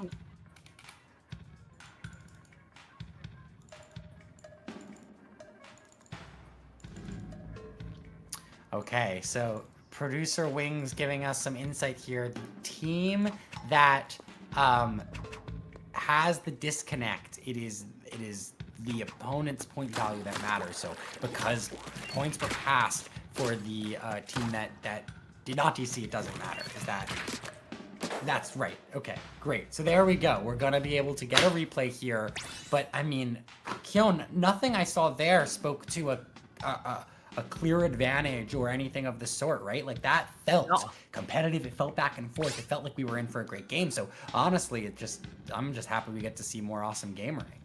I would love to see. Hey, if they can keep that momentum going despite the quick DC, that's gonna be the big thing here. By the way, shoutouts to Wings, our producer, pretty much on top of everything there as well, because also it was double confirmed from our also lovely TO Grace, also saying that is also valid. So everybody pretty much on top of it today, say the least. But yeah, I want to see this go back and forth. I think it's been entertaining that we saw, especially with this particular map. The only crummy thing in a disconnect situation is all the momentum was built up for that map, and now everybody has to reset and then play it fresh. So it's gonna be intriguing to see how both teams just have to readjust, especially with the disconnected play.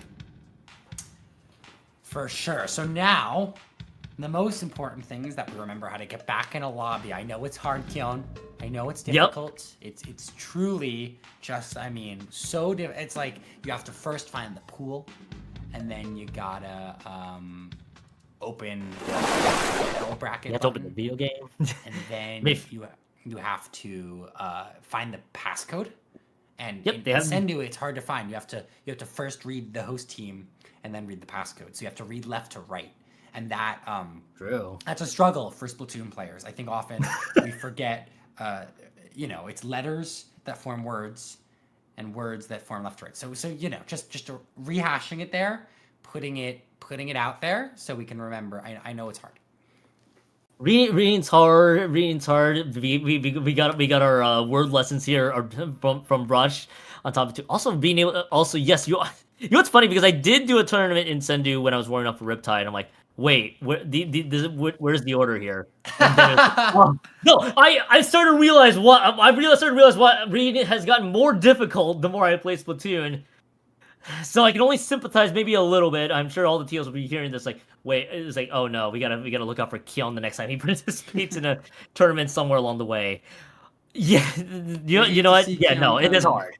They hate to see Keon coming. That's what I've been saying. That's what I've always said, and I will continue to say it. Okay, so spoiled milk. Yes. We have a glass of milk, a bowl of milk. We have a milk of some medium. It's been left out on the counter. It's been in the fridge just way too long. The power's out. I'm trying to storycraft here, Keon. Like, I'm sure. How did they even? Yeah, it's like, did they just leave? They may have just left in the fridge and just forgot about it. Oh, man, so the power went out on top of it.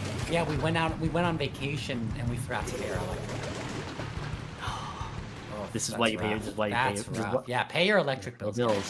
Yeah, that's important. Okay, Splatoon once more, Keon.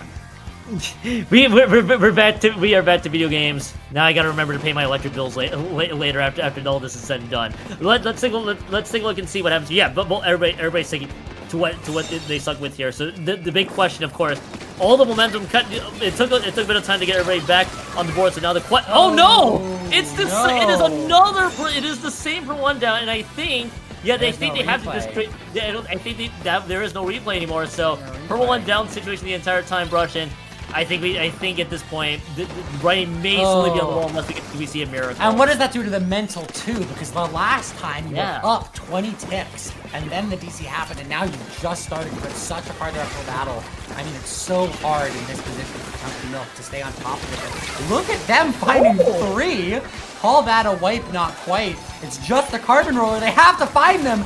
They're focused on the zone. No, if 24 are gonna find the pick on a Pisto, and they're already backed up for Ball of Flop, so not quite the magic-making moment we wanted to see for Chunky Milk, or at least they wanted to see. Now it's back to where they were a moment ago, back to square one. What, I mean, look, great job staying alive there from Mill 24. You love to see it for Ball of Flop, staying alive and not letting the snowball happen. I mean, at this point, you just know the writing's on the wall. When you in a perma 3, in a perma 1 down situation, the Pisto is just like, yeah, I think we just gotta throw the cooler. It reminds me of the Blue Sky clip I saw where I'm blanking on the team that did it, where they just threw the cooler in very evil locations the entire time. I think that's what the Pisto was paid for. It's just unfortunate. That's just how it goes. Ball of Flop takes it home 2-1. You have to play perfect the entire way through, which I thought Chunky Bill was so close to doing, but just nothing there, and that is just unfortunate, if anything. Certainly an unfortunate way to end their run today. I'll tell you, it's an unfortunate way for us to end our run as casters, but it'll be Ball Up Flop moving up round 2. They're facing number 5. That's the team name. So no more spoiled milk stories, Kyon. I don't want to keep the audience waiting. They've got a lot of great weight bracket ahead of them. So Kyon, let me ask you this. I've asked you a lot of questions. I've asked you about low ink casting. I've asked you what that weapon was called. I'm sure I've asked you other things also about Chunky Milk. Here's what I got for you. Where can the folks at home find you? You guys can find me, Kilm2570 on Blue Sky. That's where you can find me. I also do variety streaming on Twitch as a side thing as well. One day, I'm sure there will be somebody from the broadcast esports every play crew that will try to get me to go back into console Splatoon. That may, who knows when that will ever be. But in my case, that's where you can find me. Brush, it's great working with you. I know it's I think this is our first go together. It was awesome to go to commentate with you. Where can the people find you? You can find me in my living room with an ice pack, some Band-Aids, and some anti-burn gel, because I burned my foot quite badly before we jumped on today. But not to worry, I'm okay. It's all in the name of some high-quality Splatoon 3 casting. So more Great White ahead. We got 2 awesome casters coming in to take our place, Kyon. A pleasure. I'd like to say as always, but you're right, it's our first time. But a pleasure to work with you, and don't go anywhere. We'll be right back with more SOS 213.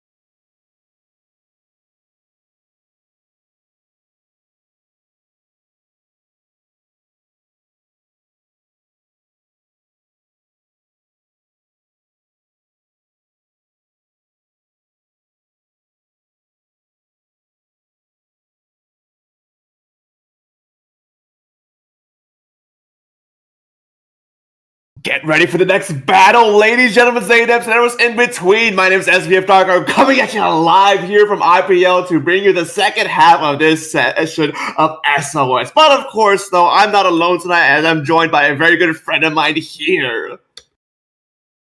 Hi, my name is Joe Kara, and I'm joining Dark for the second half of Swimmer Sync 213. Oh, and I'm very excited to see this. I've been watching some of today's SOS on the offhand as I was eating, and it's been a very good showing up, by the way. But here to kick off this next round, we're going to be starting things off with EventHorizon, who's been actually a relatively popular SOS attendee these past few ones, and can actually do a lot of good work here to get into the podium. But also Bobby Guling as well. Also has been doing a lot of good work, and this SOS in particular as well, to do just really run away with their run. And I'm very excited to see this matchup, especially with what they're going to be playing on to kick things off. Yeah, and that map is going to be Robo-Rum and Splat Zones. So this is, I remember correctly, the Zones Only edition of SOS. And now Zones Ramen definitely brings out a lot of, in my opinion, at least some diverse comps, I feel, in comparison to a lot of other Splat Zones maps. You do tend to see a lot of the same weapons, but I do think that the map itself lends to having much more diverse comps. I'm interested in seeing what each team brings to the table. Yeah, Robo-Run has always been one of my favorite maps overall.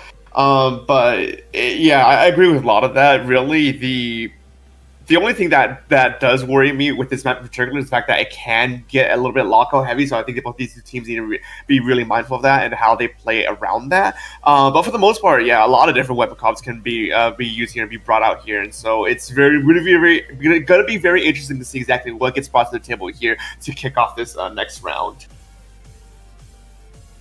Yeah. I'm going to also look ahead to some of the other maps that they'll be playing on, which include zones on Mahi Mahi and zones on Hagglefish. Another big round of maps I feel are very neutral favored outside of Hagglefish, which I feel definitely tends to favor more backline oriented comps. But those two maps are coming up on eventually later in the set, not now.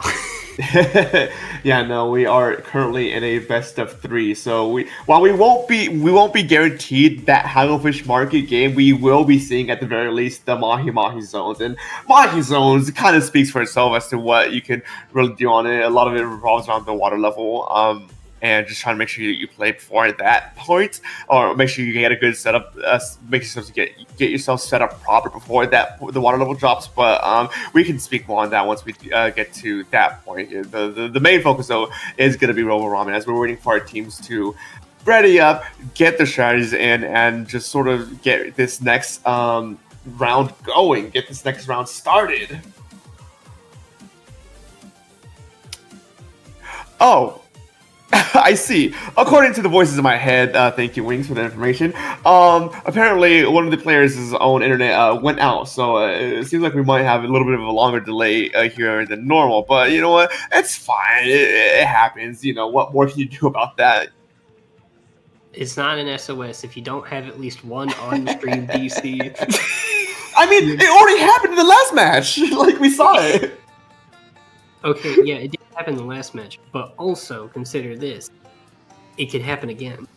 Oh yeah, no, it would not surprise me if we see yet another DC tonight here, folks. But and whether that be player internet and ISP to blame, or whether that's Nintendo's own servers to blame, that's up for your own interpretation. I know my opinion of it, but that's not an opinion I should speak up here today. But yeah, that happens. Internet goes out. What more can you do? But you know, we're just currently buying time as best we can as we wait for the final player to join on in.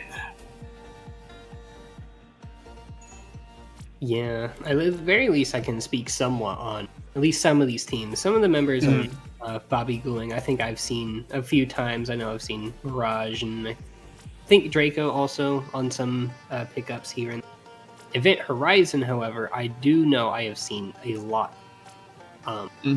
over time. I think I've definitely seen some roster changes overall, but a lot of the members are very recognizable here. 49ers, Sam, Bubbles, I know I've also seen playing SOS quite a bit. Yeah, there's a lot of familiar faces around here, and this SOS specifically as well. Looking at the other side of the brackets here as we're waiting to see exactly how some of the other matches are going in this pseudo interim, right? We have Usagi Fan Club currently up 1 game against Turf Trauma. Usagi Fan Club, of a name I also I'm very familiar with from previous SOS edition. Fanclub is also currently in the set here, but no, enough of that here, folks. We're now getting this next match started for you, folks. It's going to be EventHorizon versus Bobby Guling on Robo Ramen. All right, both teams are getting started here. We see both bringing out a pencil. On the side of EventHorizon, we also see a wiper and an Octo Brush. 2 weapons I know fill fairly similar roles here, but I think they can definitely work out together. Whereas on the side of Bobby Guling here, we see both, again, an S-Blast and a Mini Splatling, 2 weapons I would probably consider take very similar roles here, but kind of just help to work out in each team's favor. Yeah, it's very interesting to see these team comps play out here. I am a little bit worried on EventHorizon's side here, but I don't know. We'll see exactly what they're cooking up here, as they are pushed back a little bit here, as Bobby Guling gets a good solid hold on the zone here. Looking to try and zone out EventHorizon as best they can, so they can run away with some of those points here. The Ultra Stamp, though, is used to get a pick, though, so Slushy looking to try and see if they can push up further to get a proper momentum set up. As 2 players down for Bobby Guling. Now EventHorizon has flipped the zone and now looking to try and lock them out. Yeah, nice push in on EventHorizon. Weren't able to push in much further than that, but still able to push Bobby Guling back quite a bit and have now taken control here of the zone. We're just waiting. A stamp does come out on the side of Guling, not able to find anyone, but does able to push some of the members of EventHorizon back, as we see Bobby Guling taking the zone back over here against EventHorizon. We just kind of are remaining in a fairly neutral state after the start of this game. Yeah, Crab Take now used to try and zone out Bobby Guling as best they can, but their hammer does cancel that immediately with Killer Whale coming out as well. Specials being thrown out left and right from both of these sides. It's still a neck-and-neck race, and 1 point differential between these 2 teams right now, as both of these players are just fighting these random skirmishes all across the map. No one has a true solid hold on any portion of this map right now. Even though EventHorizon does run it with the lead, it wouldn't surprise me if Bobby Guling here throwing the Booyah Bomb, it can contest the zone and try and flip it in their own manners, but no, with 1 player still missing, Bobby Guling is struggling with this paint output from EventHorizon. They're slowly losing ground. Bobby Guling here, I think they definitely do need some specials on their side in order to come back here, but EventHorizon taking the zone back and being able to control it for as far as they can. I mean, just look at this crab tank here. It didn't end up finding anyone, but it still at least pushed some of it back, as Bobby Guling ends up taking advantage of that crab and finding some space back with that Booyah Bomb.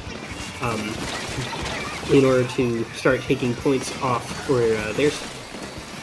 Yeah, those penalty points are now importantly gone right now for Bobby Guling here. And EventHorizon, they're actually starting to get a bit staggered here, which could be detrimental to them, as this map, as I mentioned earlier, is a bit of a lockout-heavy map. So you got to be very mindful on your special rotations, on your player count, on what's currently going on. Because like that, in a blink of an eye, the large lead that EventHorizon had built up has slowly just dwindled away, and now Bobby Guling in this driver's seat right now in the lead, looking to try and get this momentum going and shutting down the Zipcaster as it goes in with only 10 ticks remaining and 2 players down, going down 1 by 1 from EventHorizon. Bobby Guling is able to take this game home with a clean run. I think Bobby Guling played that very end of the game very well. They punished a lot of the specials coming out on the side of EventHorizon and were able to secure that last zone for the last ticks of the game very nicely. Overall, we'll hand it to them with their Yeah, I agree with that. I really liked how Bobby Guling played around a lot of the specials that EventHorizon was throwing out at the end there, as a sort of desperation play to make sure they can reclaim control to keep themselves alive a little bit longer there. But no, keeping their cool, they're able to secure that first game here. And now moving on to round number 2. technically, well, yeah, of course, technically, but it is now match point for Bobby Guling. So that means EventHorizon has one more chance to try and fight to stay alive here before they are unfortunately kicked out from the remainder of this top bracket. Yeah, and that match point could possibly go and happen on Splat Zone's Mahi Mahi, a map that I think definitely fits both of the comps that we've seen from these teams a lot better, in my opinion, than Robo Ramen, but still, I think offers some interesting push and give for each game. I'm interested in seeing if anything gets swapped out, especially after seeing some of the weapons that didn't get as much value as they otherwise would have. Ramen.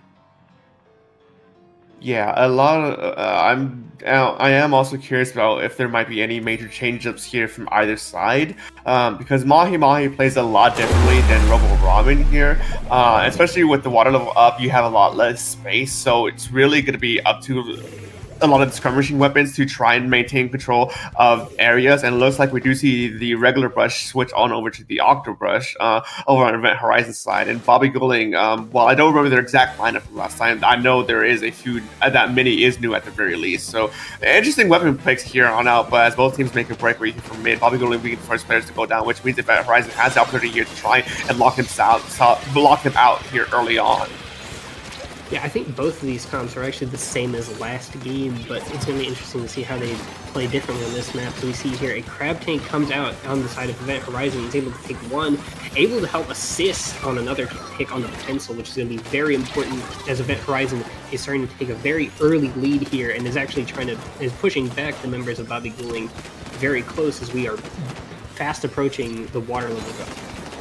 Yeah, one thing I like to say about this map is that whoever gets the first solid hold on mid here and of the zone here can typically ride it out to the first 40 points where the water level drops, and that's exactly what happened to EventHorizon. They got themselves set up here in mid and were able to run away with these points, and now, even though the water level dropped and they're losing players left and right, they have a solid lead on their side. Bobby Guling used the extra space to their advantage to take a different approaches of angles for these attacks against EventHorizon, pick them off one by one, and now they're the ones in the driver's seats here, as EventHorizon has to be careful about dropping now. But a good crucial pick against the mini here could mean that EventHorizon could absolutely go start swinging here. Yes, honestly, EventHorizon's comp is very well suited here for holding back S-Blast in order to help poke ledges. Mini Splatling again helping with paint support and Ultra Stamps, and Brush just being a very annoying weapon to have to take out here. As we see the Brush attempting a flank. is not going to commit to it, but is definitely still acting as a very large annoyance that is pushing EventHorizon to not be able to push as fast as possible. Yeah, I mean, probably need to be. Yeah, I mean, they're starting to run out of time now, too. Bubba Guling is 10 ticks away. EventHorizon just couldn't find the refooting after that initial loss here. And even though the zone is neutral, last efforts to try and go for the zone, but no, it is not enough. Bobby Guling able to set themselves up and just run away with this game with 100-0 hold here. An extraordinary display here from Bobby Guling. Not letting that initial shakeup from losing so many points early on really mess with their mental. They're able to just absolutely lock in and just knock out this game. Yeah, honestly, I was very interested in seeing how both of these comps played on Mahi, and there's definitely a lot more changes in how they were actually able to approach, especially in comparison to Ramen, which definitely had a lot more of a close match. But I just think that given with the comp that Bobby Guling was running here, especially with how many weapons are just well suited to ledge trapping and being able to draw attention away, it definitely led to a very, very one-sided game towards the end there. Though I will at least give EventHorizon a lot of credit. Though that was a very good initial first push and take control over the zone. Overall, though, that does end round 2 for EventHorizon and Bobby Guling. Yeah, a good first game here on our block and second round done, meaning that we will be moving on to round number 3 here in just a moment. But once again, a quick congratulations, Bobby Guling, for their 2-0 over EventHorizon. EventHorizon, I know you guys typically do relatively well here, and of course making this on the bracket is something that you should still be proud of. But no, moving on now to our next round, already ready, by the way, folks. We are going to be seeing our next game here. We're going to see 5 going up against Usagi Fan Club. All right, so 5. Unfortunately I have not seen too many of these players. According to some information here, however, Axis and Rip Yams have both won SOS 206 on the side of 5. Cyrene has usually tended to place around 9th in SOS, and Ignite is coming back from a decent sized break, having not played SOS since 190. However, Usagi Fan Club, I know, are pretty regular players for SOS. At least back earlier in the year. They have a lot of notable results. Second in 212, the previous SOS. They placed first in 205, as well as second in both 204 and 203 for SOS. Mm-hmm.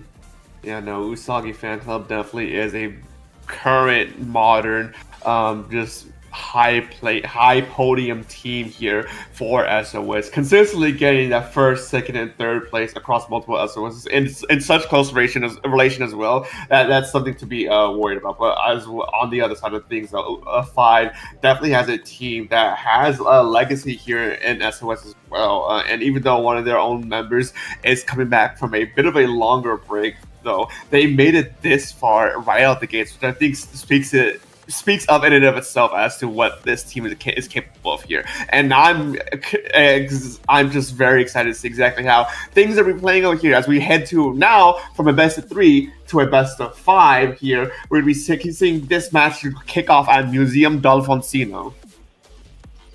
Oh, museum zones.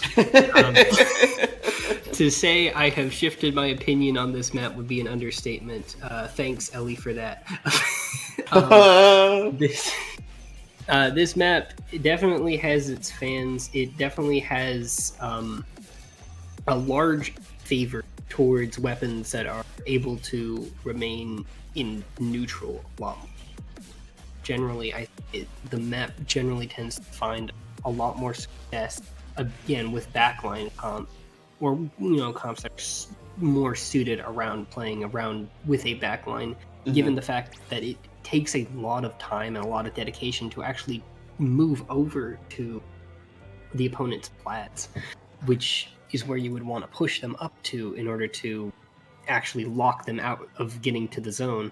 But with how hard it is on this map to actually do so, you generally don't tend to see as much, or at least you don't tend to see that much focus being towards locking people out on the middle of the zone. Yeah, no, this definitely is a bit of a more weird map for zones. I think you covered a lot of the weird parts already here, but I mean, the general overlay of Museum is that spinner control is still vital here, no matter which game mode you're in. So, depending on how these teams play and what they want to do, we might see a fight for spinner at maybe at some point, especially when trying to go for those lockouts, as you mentioned earlier. Taking control of the enemy spinner is going to be crucial for keeping that up here. But no, as we're waiting and just seeing exactly what's going to be happening next year, folks, as I mentioned earlier, we are moving from best fives as we are in the later stages of this bracket here. So a few more games and a few more opportunities for these teams to clutch up if things are looking a little bit dire, or take this to the full run of the 5 games if it's a back and forth flip. Yeah, I mean, we do have some, I guess, pretty standard, but also some pretty interesting maps here in the remainder of 5. We see Zone's Macomart, that has been played since pretty much the dawn of time, but is probably played since the dawn of time for a reason. We have Zone's Ship Shape, as well. I think definitely a more relative newcomer overall, even though it has been played for a while since its introduction. I know that there was a good period of time where it tended to not see as much play, and potentially later, if we end up going past the Game 3 here, we have Zones Barnacle and Zones Umami, two maps that I think are relatively similar in how you have to approach them, but definitely play a lot different when you get down to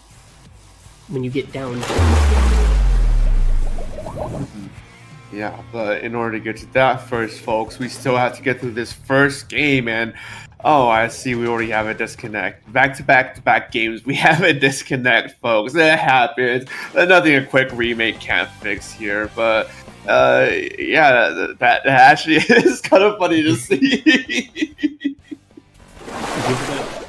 Give it up for disconnect number 3. Yeah, I mean, 3 back-to-back rounds of disconnects. Really, what more can you do at this point? I'd rather just hope that players can fix things on the fly really quick, head back in the game, and we just, pretend that never happened. Because honestly, it actually never did happen. Mm-hmm. What I will say, though, is I definitely saw some interesting weapons being picked. Some of the teams couldn't exactly get a glimpse as to who was playing who, but I definitely saw Custom Blaster as well as the Crab Stamp. Two weapons that, at the very least, in terms of Custom Blaster, I have definitely seen it in the West, but Crab Stamper I've not seen in a while. Yeah, no, with Stamper, that's an H3, hello? Alright, no, going to Stamper real quick. Yeah, Stamper, you typically see the vanilla version of it. Not to say that this Stamper is particularly bad. Also, the Blaster fell off already. That's crazy. But no, the Stamper, hey, Crab Stamper is bad at all. It's just people tend to prefer the vanilla one, which with good reason, But no, already right out to get to see a bit of a standstill for both these teams, especially going out to try and maintain dominance over one another. But a good shot from the H3 shuts down the Stamper. Honestly, like, the H3 here is a very solid pick, in my opinion. It definitely helps to get out of lockouts here, as Usagi Fan Club is still trying to get back in, but you just have so many weapons here that are both able to help with lockouts, but also get out of them with a lot of weapons that you can use from a very far distance here. We see the pro end up trying to push Usagi Fan Club out, but wasn't able to find anything. Another Booyah coming out on the side in order to help the S-Blast on their on 5's side move. As we see Usagi Fan Club finally able to take the zone here after a whole minute of not getting any points on the board. Whether or not they're going to keep it here is yet to be seen, however. Yeah, no, good defense from 5 to be able to counter this push from Usagi Fan Club, but they're not done yet with Tactical Online. They definitely want to press this advantage as much as they can, especially now with mid practically cleared at this point. They're now looking to try and see how they want to approach the enemy sprinter and see how they want to try and take control of that to slowly lock Usagi Fan Club, or slowly lock 5 out. And now Usagi Fan Club with another Tactical Online, they're looking to try and gear up for this next push. Yeah, it's interesting to see how much of a flip this game kind of went. We saw 5 trying to push up on Usagi Fan Club, and now we see Usagi Fan Club trying to push up on 5. And we have just seen the reverse happen once again. 5 taking the zone back and is starting to gear up to counter any push that Usagi Fan Club is trying to prepare, as we see a Crab popping out on the side of Usagi Fan Club looking to take some picks here. Yeah, Crab to try and apply some pressure, though. The strikes come to try and counteract and alleviate some of that pressure here. But Usagi Fan Club's not want to let it go just yet. Stan going on the right-hand side to keep keep Axis distracted, keep them from being able to actually skirmish, actually fight. And because of that, Usagi Fan Club was able to clean up the rest of the remaining members of 5, and now setting up for a true proper push and hold here. Leaf not wanting to let this go just yet. Goes in deep, finds 1, finds 2, and now in the enemy bats here, this could be absolutely devastating hold for Usagi Fan Club. Having both a Crab and a Splashdown here on the side of Usagi Fan Club is honestly really helpful here, especially since 5 was starting to try and make a pushback. As we can see here, 5 is just not able to find any place to get in.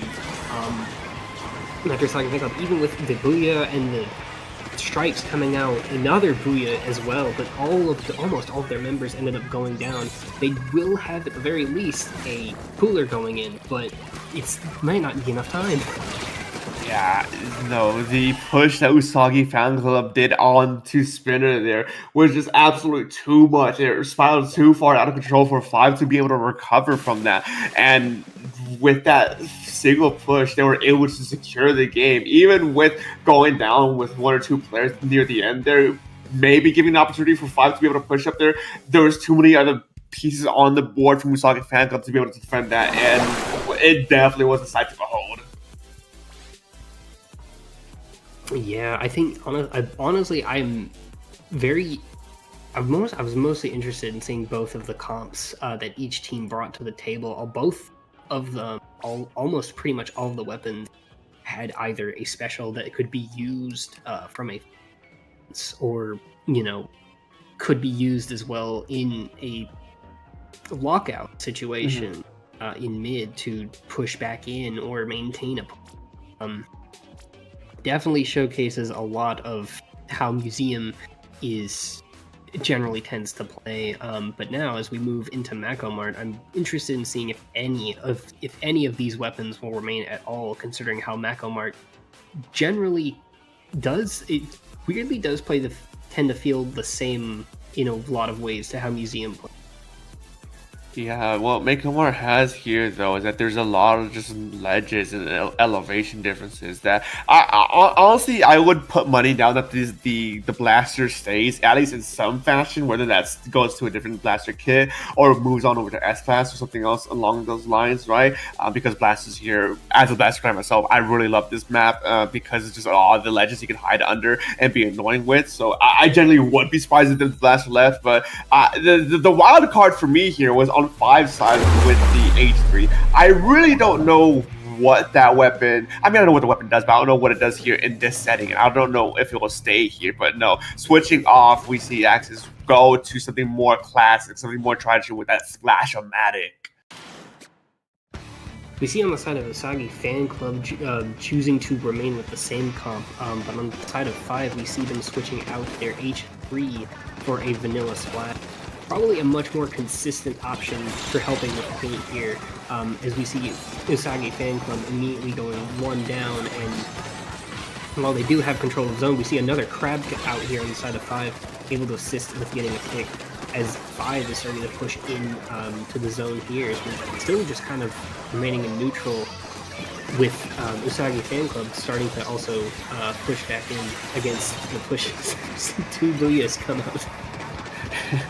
Yeah, both wheels being thrown out here means that 5 loses a bit of pressure here as the crab take is used by Usagi Fanclub to try and apply some pressure here. But the big difference between these 2 teams that I'm seeing here is that 5 has a bit more of a bit more consistent painting power, while Usagi Fanclub has a bit more better fighting power. So really, it's just gonna be boiled down to a lot of how these fights play out and how these players approach each other. We do see 5 get a little bit overzealous there, overstepping just a little bit, and immediately quickly punished there, losing 3 players, and Usagi Fanclub moving in to clean up this fight and really taking a solid hold here as their first push. We immediately see right back again. 5 is able to find 3 picks on Usagi Fanclub and take that zone right back. I do think that at least the change to Splash is definitely helping a lot more, even if strikes are maybe a stronger option overall for confirming splat zones takes. But we see, however, the Crab is just pushing Usagi Fanclub back and not able to find anything, as they have to use their own Crab in order to try and find anything in, but they're still not even able to take the zone or even push off of their plant consistently. Yeah, no, 5 has a lot of paint output right here, which makes it hard for Usagi Fanclub to push in. But breaking the wall a little bit, pulling some distractions, they're able to immediately just slip in the cracks, quickly move in, take the picks they need to be able to take the zone, and just dismantle 5 one by one, piece by piece, in just in a matter of seconds, as now they have the zone. They don't have that many penalty points to run away with, or to get through, so they're able to start running away with these points here to get themselves up to try and go for a potential potential loose lockout at the very least, but no, Usagi Fan Club does lose one player now. 5 looking to try and make sure they can flip the zone and get it back under the control before they lose the lead, and it's a bit of a tight race between these two teams, but Usagi Fan Club comes out on top and takes the lead. This match has honestly been very back and forth. It feels like there's been a lot of moments where 5 has been able to take the lead, as we can see right here now, or take back the zone. And Usagi Fan Club is just pushing right back in. It doesn't feel like either team has been able to get a consistent hold onto the zone, but I guess that really does showcase just how good these two teams are, as we see 5 immediately coming back in, looking to take points off and regain their lead on the. Yeah, it's looking possible here, but 2 going down though might mean that this attempt to get back their lead, get back into their position they were earlier, has been snuffed down. Now with 1 minute 30 seconds remaining, Rip Yams on the right hand side on their map, looking to try and see if they can pull something, anything, but no, 3 down yet again. Usagi Fan Club is now looking very dominant here. A lot of blue is on the map, means that 5 has to eat through a lot of that pain in order to even think about contesting the zone here. It's looking really dire for them. Yeah, I mean, Usagi Fan Club, again, just consistently, again, taking their lead. Well, 5 does have 2 specials on the board. With their Booyah Bomb coming out, it may be, again, once again, too late, too little too late. Yeah, we see Usagi Fan Club here just 2-1 and taking the zone here against 5. Overall, definitely a very close game. That ending though, just kind of, it definitely felt like it spiraled there towards the end in Usagi Fan Club favor. Mm-hmm. Yeah, it was a very back and forth game, but as you mentioned at the end there, something happened from 5 that just kind of spiraled out of control for them. Usagi Fan Club finding that one weakness in their armor and just absolutely using the best of it and being able to just dismantle 5 piece by piece. But they're still not out of it just yet though, folks. Even though that in the previous portions of this bracket series means that they would have been out at this point, no. Because we're now in the later parts of the brackets, as I mentioned earlier, this is a best of 5, meaning they have at least one more chance right here and one more attempt right here to try and take this back. And we're going to be moving on to Shipshape Card Company to see 5's last stand against Usagi Fan Club. I gotta be honest here, I kind of think I want to see the H3 come back out. I think the H3 has enough painting power that it would be fine on its own, and having the extra support with the strikes, especially on a map like this where it is a lot easier to line them up and take control back on the zone, would definitely be very helpful for 5. Mm-hmm. Yeah, but it seems unfortunately though no H3 in sight for 5. It looks like they're wanting to try something that's a little bit more well-rounded and more consistent in this scenario, which I think the thing that H3 struggles with is the thing that most chargers in general struggle with, that in order for it to be mostly useful, you have to be able to hit your shots, and hitting the 3 shot from H3 is not that easy, let me tell you. But no, Usagi Fan Club though moving quickly around the gate, getting a delayed wipeout here, or true wipeout actually against 5, meaning they're going to be quickly moving up, quickly moving in, and setting up for this devastating blockhouse scenario that this map is known for. Yeah, Usagi Fan Club here, they have switched out for a Zuka here.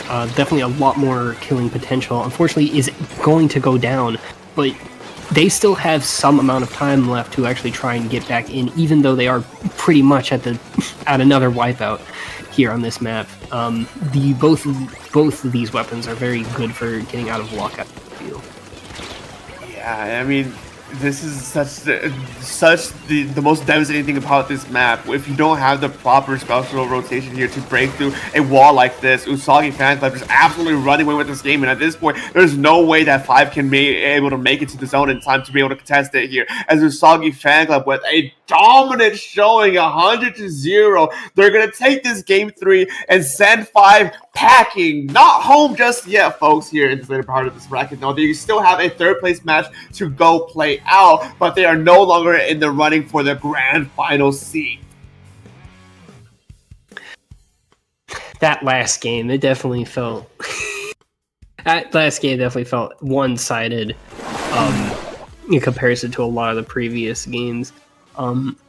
honestly, I really wish we could have seen more of the Zuka on the side of 5. It definitely felt like it was trying to help keep up with some of the aggression and some of the faster paced that Usagi Fan Club had been running. But unfortunately, we are not going to be seeing that Zuka or Splat Zones on Barnacle and Dime, at least right now.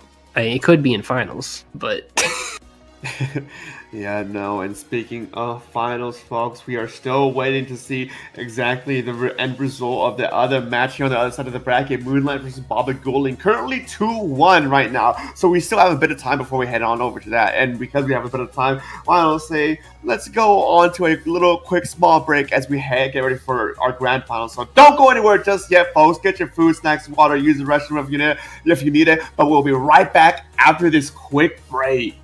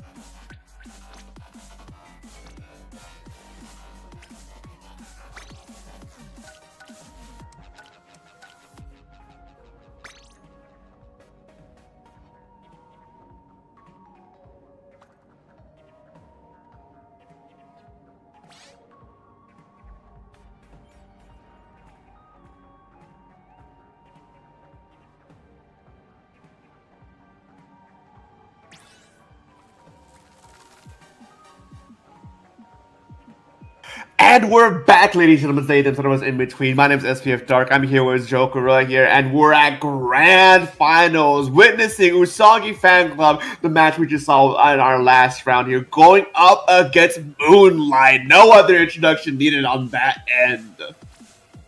Yeah, I mean, Moonlight is a team that I know has been on a roll in the community as of late, playing in a lot of high-end tournaments. I especially know taking a pretty big placement in the North American League. But in terms of playing in SOS, they have only played in SOS 2 and won it against Duck Motif. 3-0 in finals as well. And well, here we are with another, SOS regular up against Moonlight. On our first map, Robo Ramen Splat Zones again. Yeah, starting things off once again from Robo Ramen. Nothing new to be said here on this time around. We already covered a lot of the basics about this map mode. It can be very lockout heavy if you aren't careful, but this map mode does support a lot of different weapons and playstyles, so you can kind of get away with a lot of different things here. But we kind of already know what both these two teams are going to be running. One, on the Usagi Fan Club side, being just the team we just watched last time, but two, Moonlight being Moonlight, we kind of have a general good sense of what they're going to be bringing on their end. Yeah, some of the weapons that I think are being listed here, I unfortunately do not follow comp as much that well. Nolan on the S+91, Omega on the Mint Decap. We see Shadow here on NZAP, as well as Basil playing E-Leader for Moonlight. Yep. Yeah, something that they've been going hard again on ever since the E-Leader escapades back in Riptide here. But no, we see a good opening here from Moonlight, setting a good amount of paint out here as they're looking to try and get those crucial first picks against Usagi Fan Club here. Nolan just narrowly avoiding those shots, unfortunately getting shot down before they can jump out here. Now Usagi Fan Club actually having a good solid hold here, flipping the script here in mid. Yeah, I didn't even see this on Usagi Fan Club. They are playing Comet Brush, the brush that has Kraken, which is overall a really solid pick here. As we see that Kraken going out here in order to find and disrupt any the push that Moonlight was trying to make here as Leaf is able to get a last-minute pick on Omega here. Yeah, now Leaf looking trying to get more splats here, trying to see exactly how Shadow doesn't remember that the brush was there. Leaf getting a second player here, looking trying to potentially get Bezos, slowly closing the gap. Now Usagi Fan Club's actually running away with this game now. Crab tank set up, 20 ticks remaining, another player down from Moonlight. It's not looking good here. Nolan is flanking right behind them, but it's just Sandusky ends up taking the trade. Moonlight is on one dag tick down. They end up taking the first game very quickly against Moonlight.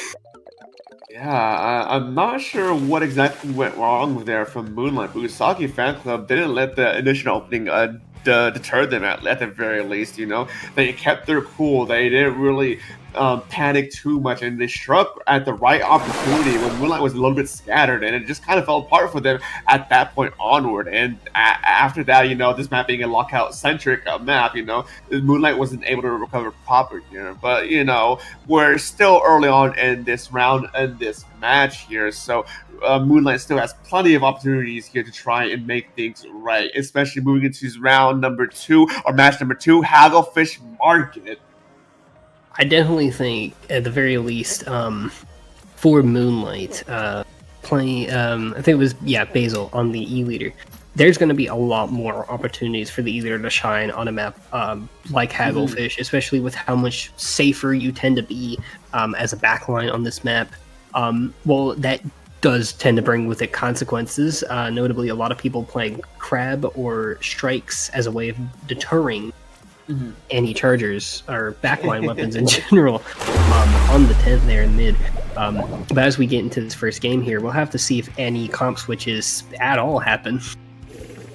Yeah, we're seeing exactly Moonlight changing things up a little bit. Actually, the end zap getting swapped out here for the mini, I believe, and Omega picking up the carbon roller instead. And over on the Sonic side, they don't really have anything new on their end. But I'm interested to see exactly what this change up for Moonlight means and why they want to pick it, use it out here. Yeah, both teams immediately using a special. Another Kraken comes out on the side of Usagi Fan Club. Is able to find two members are able to go down with the Kraken pushing back someone else, forcing him to have to drop. A lot of Moonlight's members are going down to this crab here on the side of Usagi Fan Club. Omega here on the right is looking to try and find a way in, unable to find any way of getting in. Fortunately, this goes down. And Moonlight just is not able to really find anything here.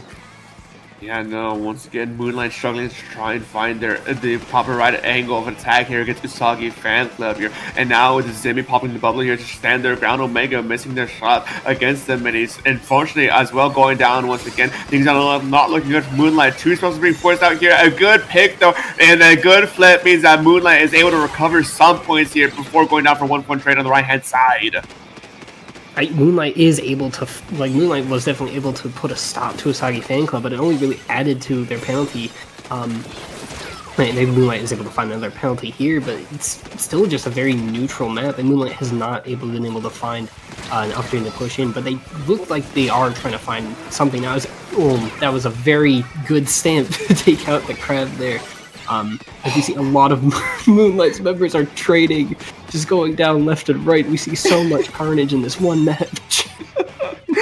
Back-to-back trades. I've never seen anything like that before, folks. And Moonlight there, I guess, is a bit of staggered here as once again going down to another 1-for-1 trade. What is going on here in this match tonight, folks? As Usagi Fan Club retakes his own and now looking to try to push Moonlight back. There is penalty points on their side, so there is some time for maybe someone like Omega to come in from behind, get some surprise picks here. The brush is down, so Usagi Fan Club is at a player disadvantage. Moonlight's moving in fast here. Alright, Moonlight does finally is able to take some space here in this game, having a stamp here, is looking to try and take some members down, not able to find anything, but Moonlight is moving very fast now.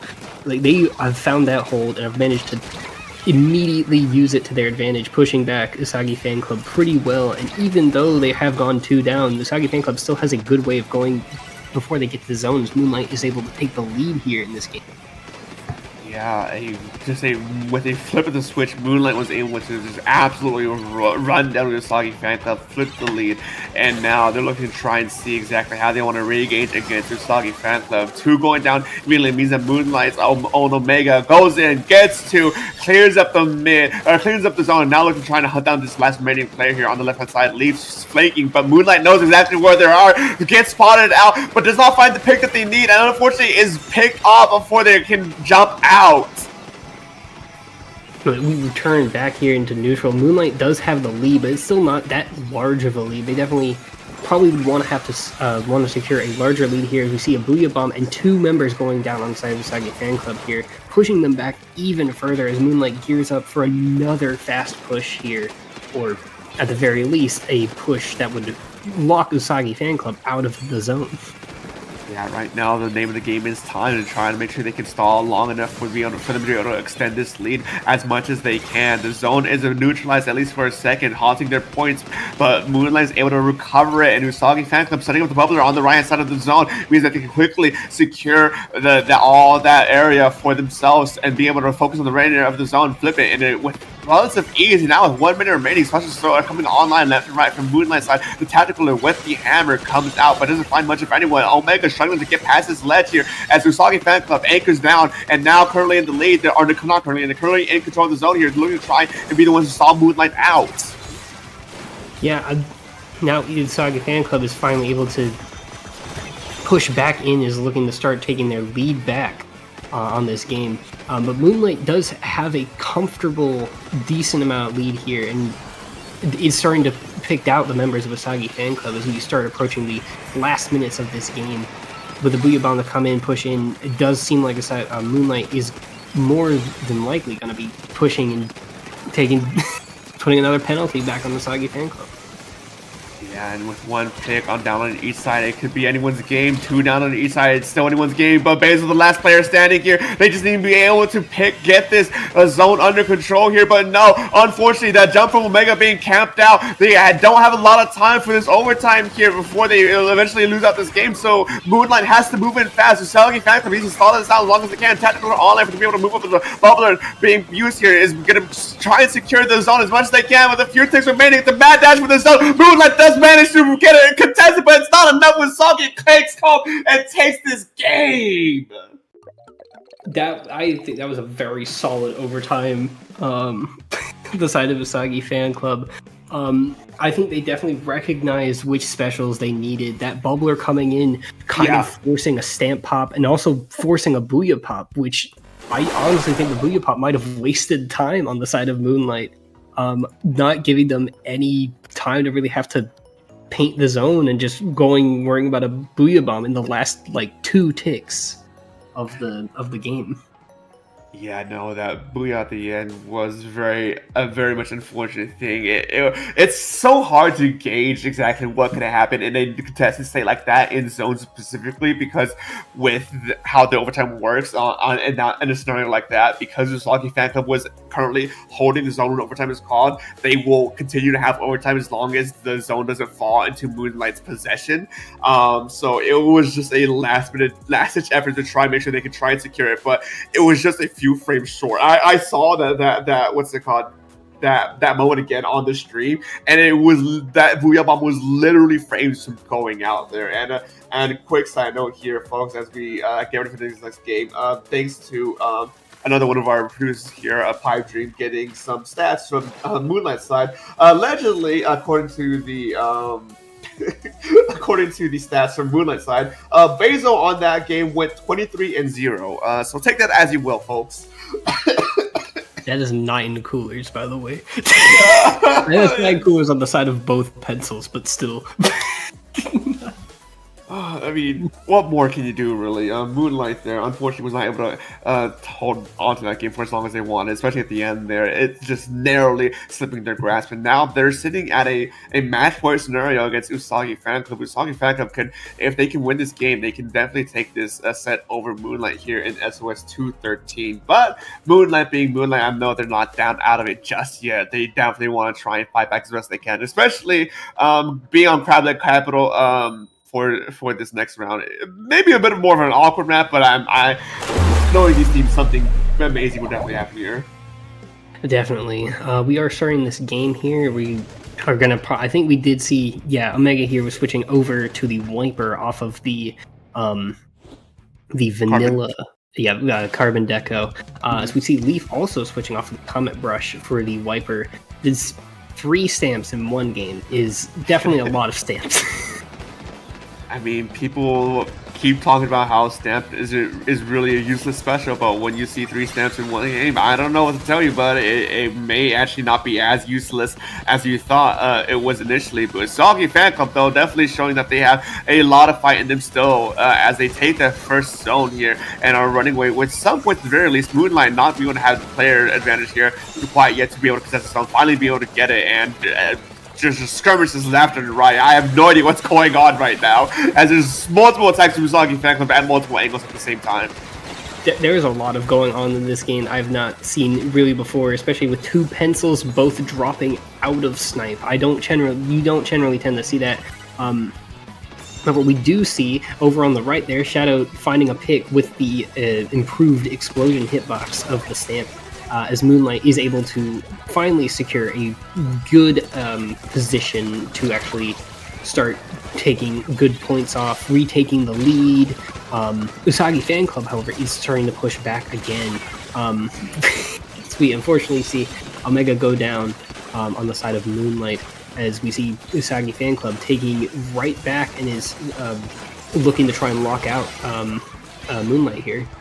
Mm-hmm. Yeah, a 1-point differential between these two teams, but Usagi Fan Club wasn't quite able to close the gap here. Now Moonlight moving up, Nolan hiding on this ledge to see who from Usagi Fan Club can they pick out first. Unfortunately, they're the ones that are picked out first here. Usagi Fan Club now moving in quickly on that pick to try and push Moonlight out, but they're standing their ground strong with that tactical online and the Ultra Snap. Ready to use the bubble there to try and pin some ground, but goes down for a 1-for-1 trade. But Moonlight has been running away with these points this entire time. Usagi Fan Club hasn't been able to contest the zone at all, and now this game looking like it's going to be dominated by Moonlight here.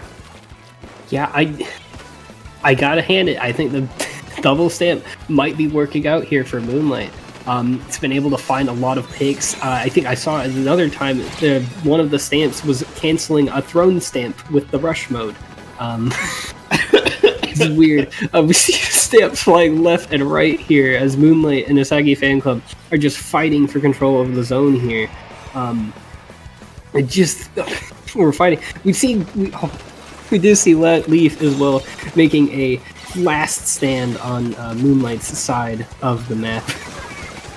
Yeah, I mean, things are looking alright for Usagi Fan Club, but Moonlight is able to get a quick 3 picks off of Usagi Fan Club. Now looking to try and lock them out proper here. Shadow threatening on this right-hand side. Usagi Fan Club as best they can with their mini, but slowly backing up, not wanting to overextend quite yet here as Stan drops down from the rail, goes down for a 1-for-1 trade. Moonlight running away with these penalty points, almost being able to get away with their real points here. Omega gets a pick off the Ultra Stamp and looking to play Ring Around Rosie with the other, with Leaf, and goes down for a 1-for-1 trade, but that's not good from Usagi Fan Club. They're running away with those penalty points and they can potentially take this game here.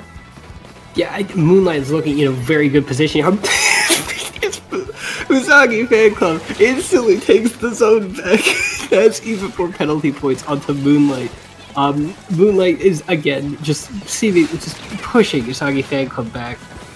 We actually are finally seeing another state of neutral that is not that is at least somewhat more in Usagi Fan Club's favor. Canceling a stamp here, forcing a jump back from Shadow, and also finally looking for a lockout on Moonlight. Oh no! Unfortunately falls off the side of the map. Where's Ellie when you need them? That's an Ellie moment right there if I've ever seen one. But no, Moonlight is able to actually recover the zone from this hold against Usagi Fan Club, who's getting picked off one by one. Now left scattered here, but the throw goes wide. Doesn't find anyone. That's a huge whiff from Leaf here as Moonlight's able to come in, punish that. Omega with their own step goes in, throws it, also goes wide. Kind of a ultra stab moment if you're gonna ask me here, but 30 seconds remaining. Moonlight in the running seat right now, and Omega on a rampage. As we get here towards the very end of the game, it does look like Moonlight is looking to gear out Usagi Fan Club from the remainder here, again with another stamp, as if the many stamps that have been thrown up in this game aren't enough. Usagi Fan Club, however, is taking another last-minute push here, and it's looking to take the zone back in yet another overtime push. Yeah, overtime now started. Penalty points are gone. This is do or die for Moonlight to try and stay alive in the split for a little bit longer. Tactical is online. Shadow has to go in now with the Ultra Stamp to try and get a pick of any kind so Moonlight can actually go in. But no, a 1-for-1 trade is not what you want to see here. 25 ticks remaining. Moonlight doesn't have the players up here to contest this zone here. Instead, going in deep, gets Basil, gets Omega, and Usagi Fan Club might be able to close this game now if they can just get kicked off the zone. And that they do, going 3-0 against Moonlight. They win. That's always 2-13.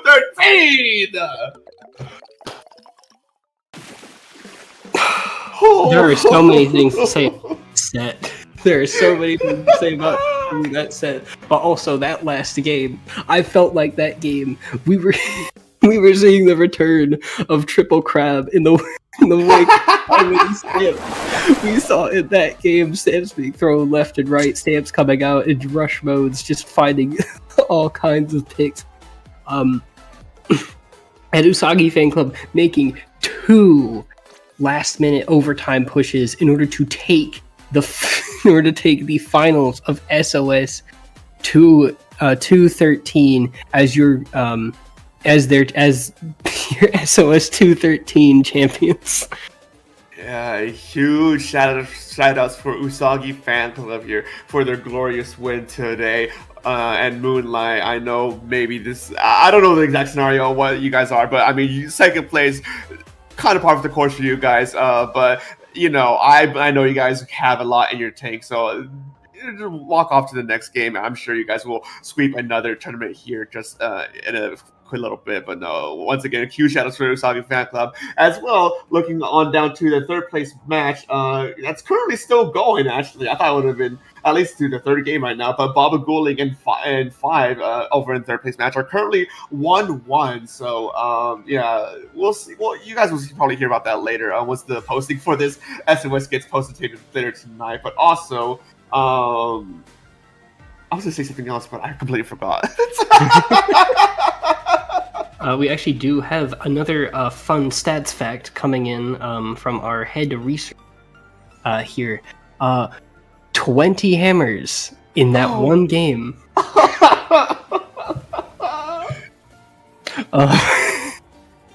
That if you thought hammer was a bad special, something definitely changed since that explosion radius buff. Yeah, I mean, hammer's gonna be hammer. You know, what more can you do about that, folks? But what more can you do about things right now, folks? As we are now, unfortunately, at the end of our block, and unfortunately at the end of this SOS stream. Once again, huge shout out to Usagi Fan Club for winning tonight's SOS. You know, but now I suppose it is time we start wrapping things up here, Chokura. So, anything you want to say and add as we close out? Well, I can't really think of anything. Unless you have something that we can agree on is something that we could talk about. Yes, for those of you who are not in the knowing, me and Joker are TOs for Don't Flounder at the Function, which is going to be streamed live this Saturday from Cary, North Carolina. Come check that out. We'll have more information about the stream posted here in the coming days. But yeah, that is happening, and I'm very much excited to for the function, as some might say. Yeah. And of course, in the chat as well, you also see the some of our others as well. Our crew, JJ, shout out, and Sama, shout out to y'all. But yes. Once again, Don't Fall in the Function. Check that out. We just announced a poster today, but yeah, let's start wrapping things up here. Where can the lovely folks find you? Well, you can find me on mainly just Blue Sky right now, at superajokera.bsky.social. I also do have a YouTube channel that has absolutely nothing on it, though, so I would generally recommend going to Blue Sky. How about you, Dark? You can find me on most social media websites at SPF Dark. I post random nonsense from time to time, but more often than not, you most likely hear my voice time and time again across the multiple organizations we have here in the community, either here in IPL, CCA, Under Pressure. I'm literally all over the map. But of course, as we wrap things up, once again, shout outs to Wings, the spec cam and streamer for tonight's SOS. A lot of these things can't happen without our streamers, so we also got to give special recognition to them as they come around. But of course, folks, that's it for this SOS. I hope you guys enjoy the show, and we hope to see you again next time. So stay tuned and have yourselves a good night.